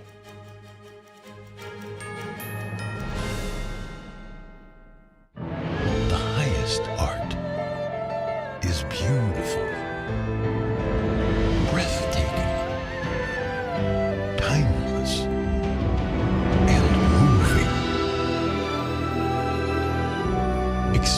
Experience art with 5,000 years of history. Inspired by the divine. Experience Shin Yun. The biggest investigation in FBI history. There are more than 1,100 arrests. I sacrificed my dream job to share this information with the American people. Those involved must be held accountable. He's an innocent man. It's going to change narratives no matter what your political perspective is.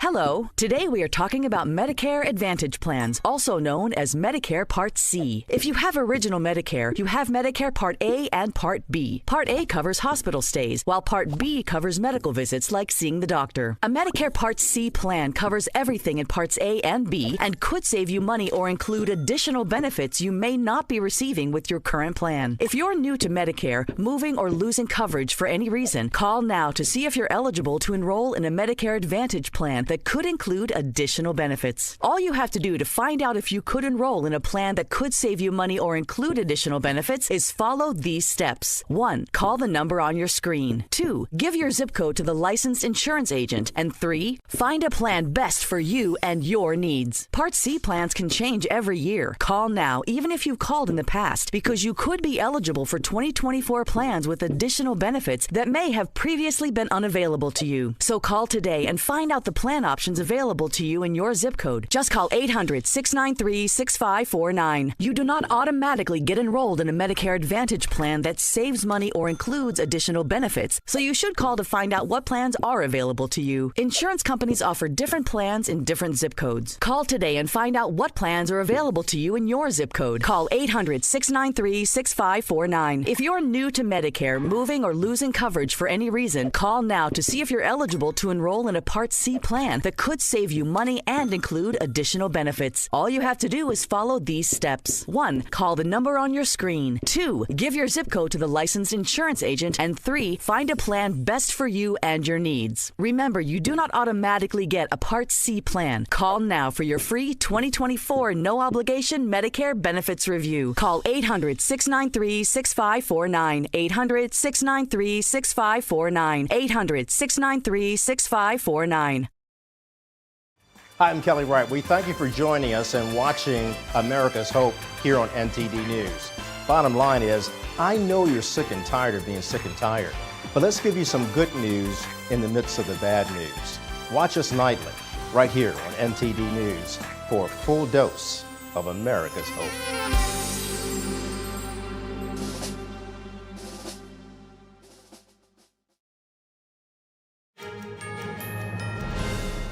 Welcome back. Secretary of State Antony Blinken met with Czech Foreign Minister Jan Lipavsky in Prague on Thursday. The leaders signed an agreement on countering misinformation. Blinken also met with Czech President Petr Pavel in Prague ahead of a NATO foreign ministers meeting today. We're not only stronger, we're more likely to prevent, to deter aggression when we're united, when we're working together. And the foundational premise of our alliance, that an attack on one is an attack on all, sends the most powerful message to would-be aggressors that if they attack one of us, they have to take on all of us. And that is actually the strongest way, the most effective way to prevent aggression in the first place. Czechia, through its actions, through its leadership, is really giving life and substance to the alliance, to the meaning of collective defense. And I think that sends a very powerful message in Europe and, in fact, beyond. Blinken will be attending a NATO foreign ministers meeting in Prague today and Friday, where they will also discuss the situations in Georgia, Moldova, and Ukraine. It's the alliance's last major diplomatic meeting before leaders gather in Washington in July to celebrate NATO's 75th anniversary. NATO Secretary General Jens Stoltenberg says Ukraine can still prevail in its war against Russia, but, quote, only with continued robust support from NATO allies. The head of the military alliance spoke in Prague today ahead of a foreign ministers meeting. So at the NATO summit in July, we plan to put our support on a firmer footing, including with a greater NATO role in coordinating security assistance and training, as well as a multi-year financial commitment. Foreign ministers of NATO's 32 members are gathering in the Czech capital to hammer out agreements. NATO leaders will meet in Washington this summer. The focus will be on more stable, long-term support for Ukraine. Earlier this month, Ukrainian President Volodymyr Zelensky urged allies to step up aid and involvement in the war. Kyiv's forces are under growing pressure along more than 600 miles of front lines. And a U.S. citizen arrested on drug charges in Moscow appeared in court today. His case comes amid soaring tensions with Russia over the war in Ukraine. Robert Woodland Romanov is facing up to 20 years in prison if convicted. Arrests of Americans in Russia have become increasingly common as relations between Russia and the U.S. deteriorate. Washington accuses Moscow of targeting its citizens and using them as political bargaining chips. Some have been exchanged for Russians held in the U.S. WNBA player Brittany Griner was arrested at a Moscow airport in 2022 after cannabis oil was found in her luggage. She was ultimately released in exchange for Russian arms dealer Viktor Bout, who was serving a 25-year prison sentence in the U.S. And now we have some short headlines from France, Spain, and other European countries, starting with the world's biggest ever operation against cybercrime. Germany's Federal Criminal Police says 6 of the world's most influential malware families have been removed from the network. We say it is the largest police operation in the world to date for a number of reasons. It is the first time that we have not only taken action against one malware family, but against a total of 6 highly dangerous and relevant malware families. We are doing this in an internationally coordinated manner, and we have a variety of different approaches.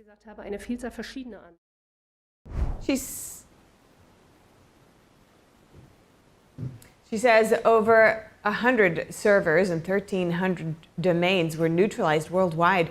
One of the administrators was ordered to forfeit assets worth over $70 million. 4 people have already been arrested, 3 in Ukraine and 1 in Armenia. In total, officials obtained 10 international arrest warrants. This week's takedown involved coordinated action in 7 different countries. Those include the U.S., Germany, the U.K., and others. France could soon send military trainers to Ukraine. That's despite the concerns of some allies and criticism by Russia. Reuters reports that diplomatic sources say France may announce its decision next week. That's when Ukrainian President Volodymyr Zelensky is scheduled to visit Paris. The diplomats say France hopes to be the first of many countries offering such assistance to Ukraine. The plan reportedly is to first send a limited number of personnel. That's to assess the details of a mission before dispatching several hundred trainers. Russia suggested the presence of French military in Ukraine would be a step towards a global conflict. Russia also says it may take extra steps in the area of nuclear deterrence. That's if the U.S. deploys intermediate and short-range nuclear missiles in Europe and Asia. Last month, Washington announced plans to deploy missiles in the Indo-Pacific region. That's in response to growing Chinese militarization. Russia warns it will respond if the U.S. goes ahead with those plans. Moscow says the locations of its nuclear forces will be in range of American missiles.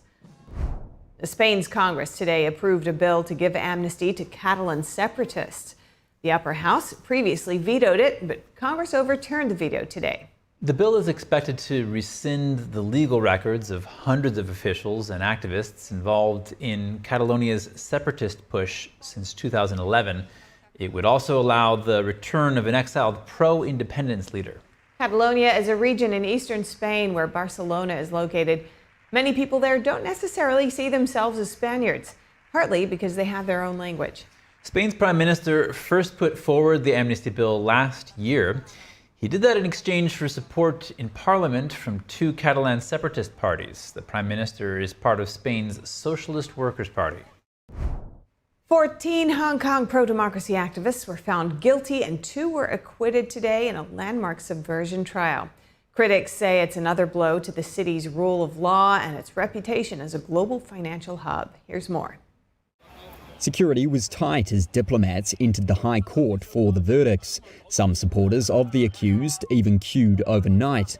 The verdicts in Hong Kong's biggest trial against the Democratic opposition come 3 years after police arrested 47 Democrats in dawn raids across the city. They were charged with conspiracy to commit subversion under a national security law imposed by China. Accused of a plot to paralyse government in the former British colony and force the city's leader to resign through a pre-selection ballot in a July 2020 citywide election. The Democrats maintain it was an unofficial attempt to select the strongest candidates in a bid to win a historic majority in Hong Kong's legislature. Acquitted barrister Lawrence Lau spoke outside court. Well, I won't say this case is finished because further proceedings is going on. I am unable to say too much. Do bear with me. Thank you very much for the concern over all the defendants of this case.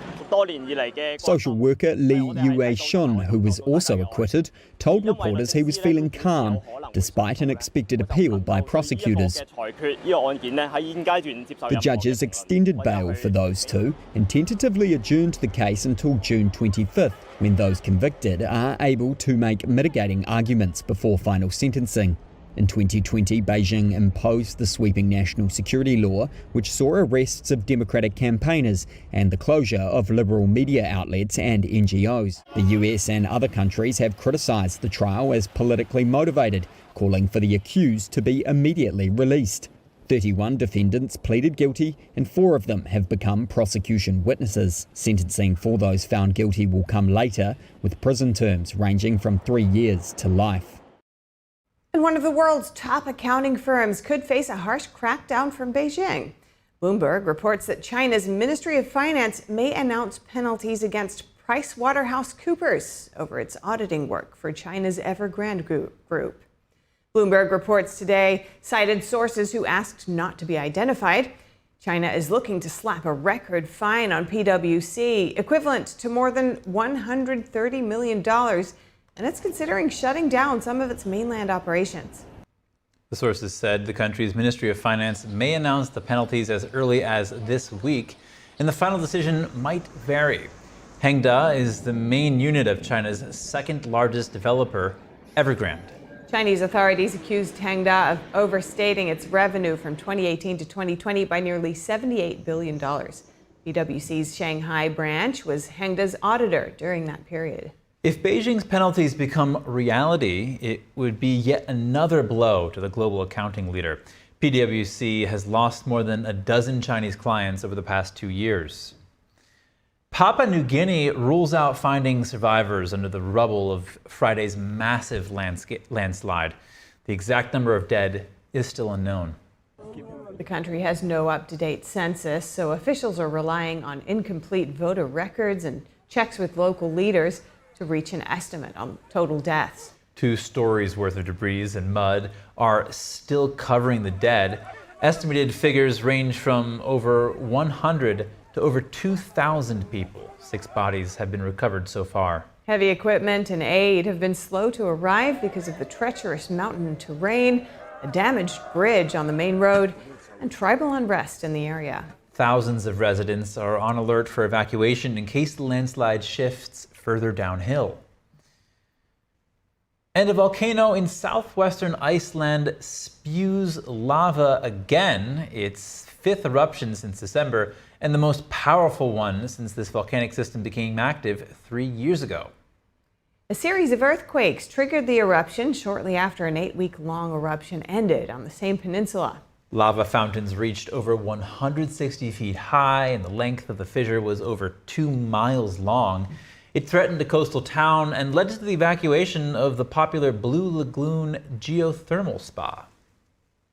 The area is part of a volcanic system that was dormant for nearly 800 years before reawakening. Iceland sits above a volcanic hotspot in the North Atlantic and is experienced at dealing with regular eruptions. And coming up, a 100-year-old war veteran, World War II veteran, proudly carries the Greatest Generation moniker. We'll take a look at his story. And yogis in Massachusetts enjoy a new distraction to their yoga flow.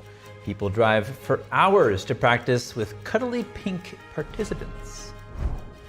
And the Nepali Sherpa sets a new record for the summit of Mount Everest. More on his story of determination in just a moment here on NTD News Today.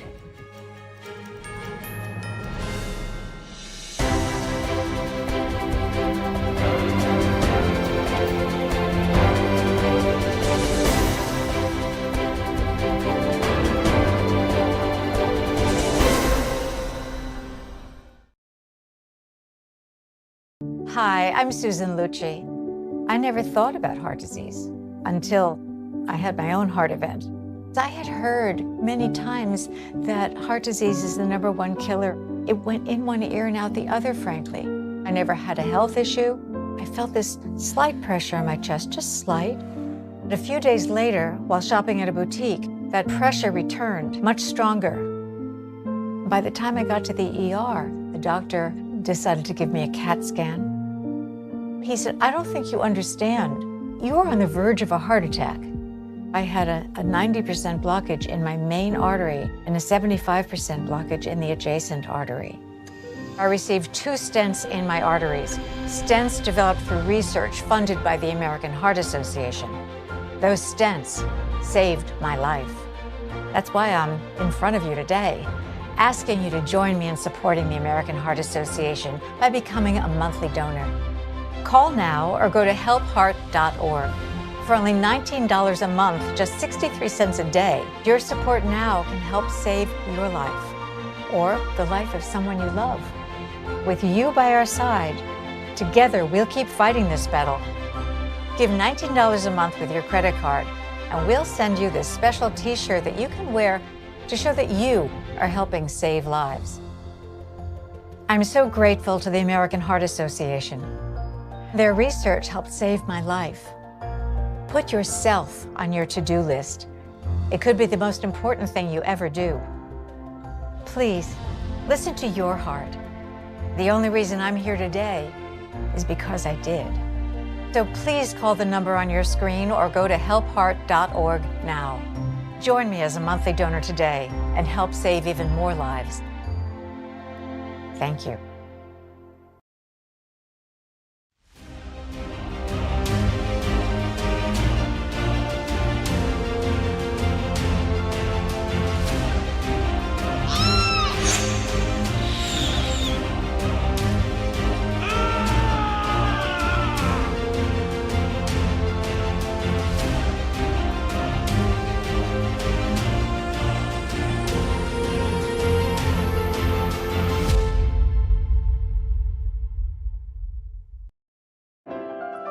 The glory of piano masterpieces from the Baroque, Classical, and Romantic periods. New Tang Dynasty Television invites you to join the 2024 NTD International Piano Competition. Together, we preserve and revitalize the art of authentic classical piano music. October 14th to the 19th at the Kaufman Music Center in New York City. Apply now at piano.ntdtv.com. For the day's top headlines and the news you need to know, tune in right here to NTD Evening News.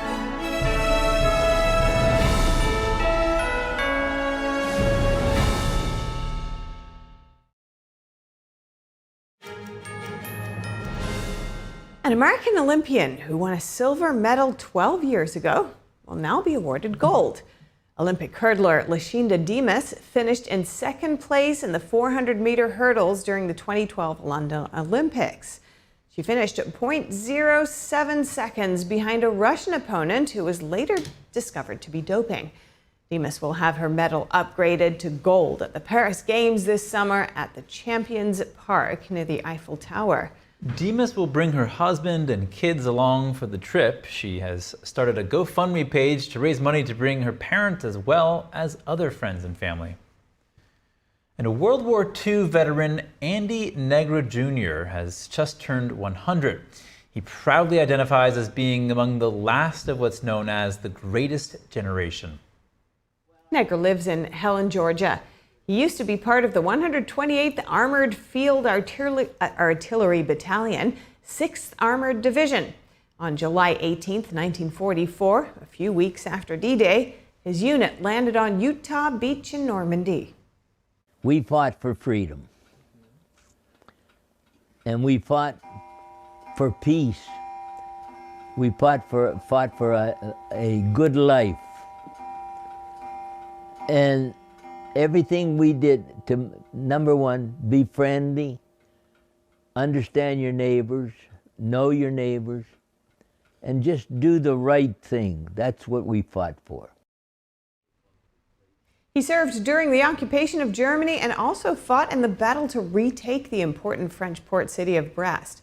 For the 80th anniversary of D-Day, the centenarian plans to visit where he survived a strafing by German planes. President Biden and First Lady Jill Biden will travel to Normandy and Paris next week to mark the 80th anniversary of the D-Day invasion during World War II.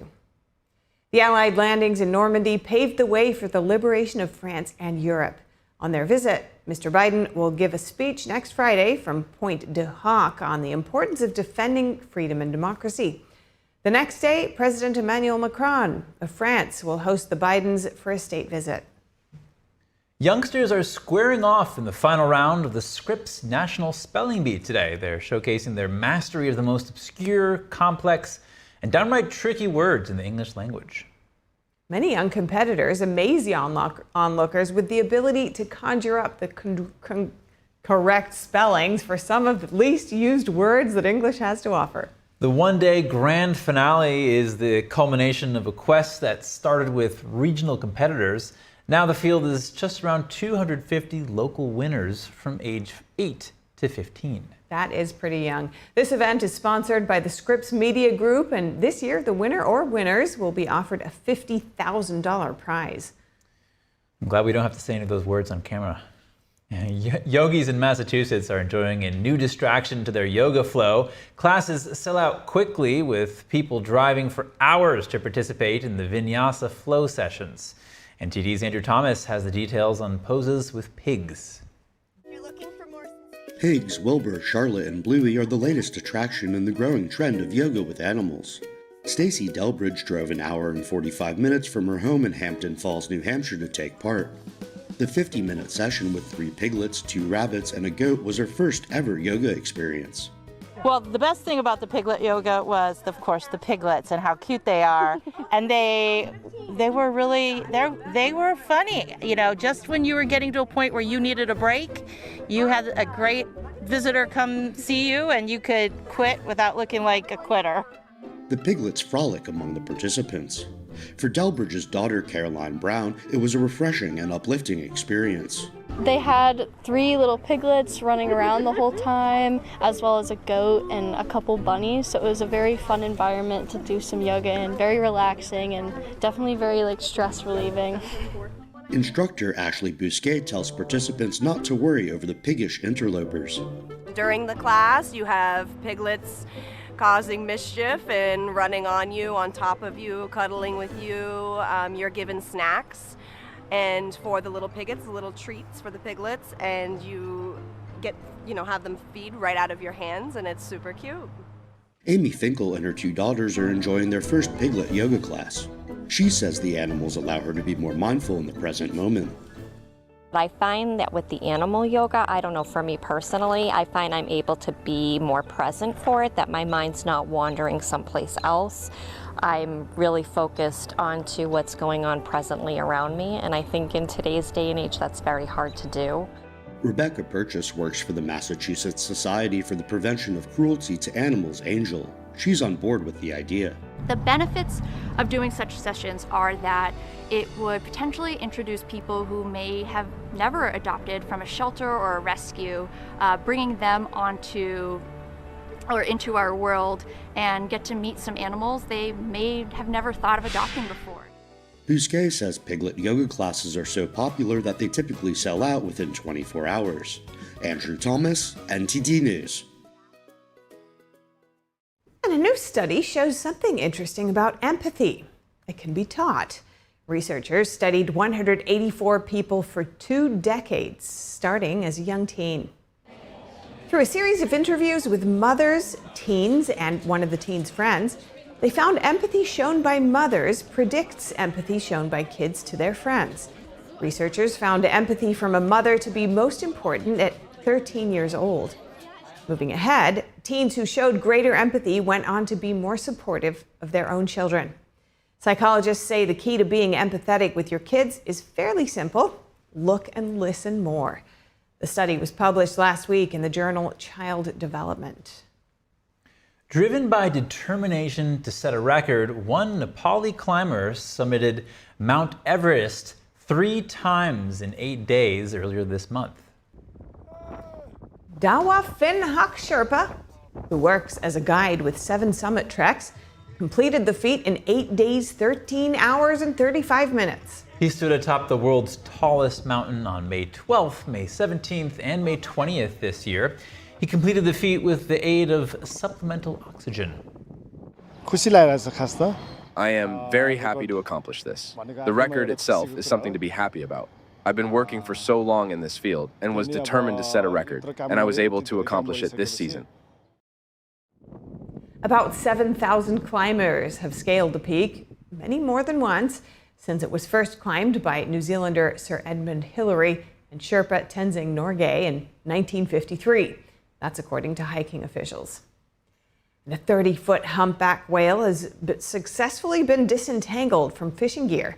The complex rescue operation took place in Western Australia. The whale was first reported to wildlife authorities last Wednesday. We managed to get a satellite tag onto A government official said untangling the whale was a complicated task.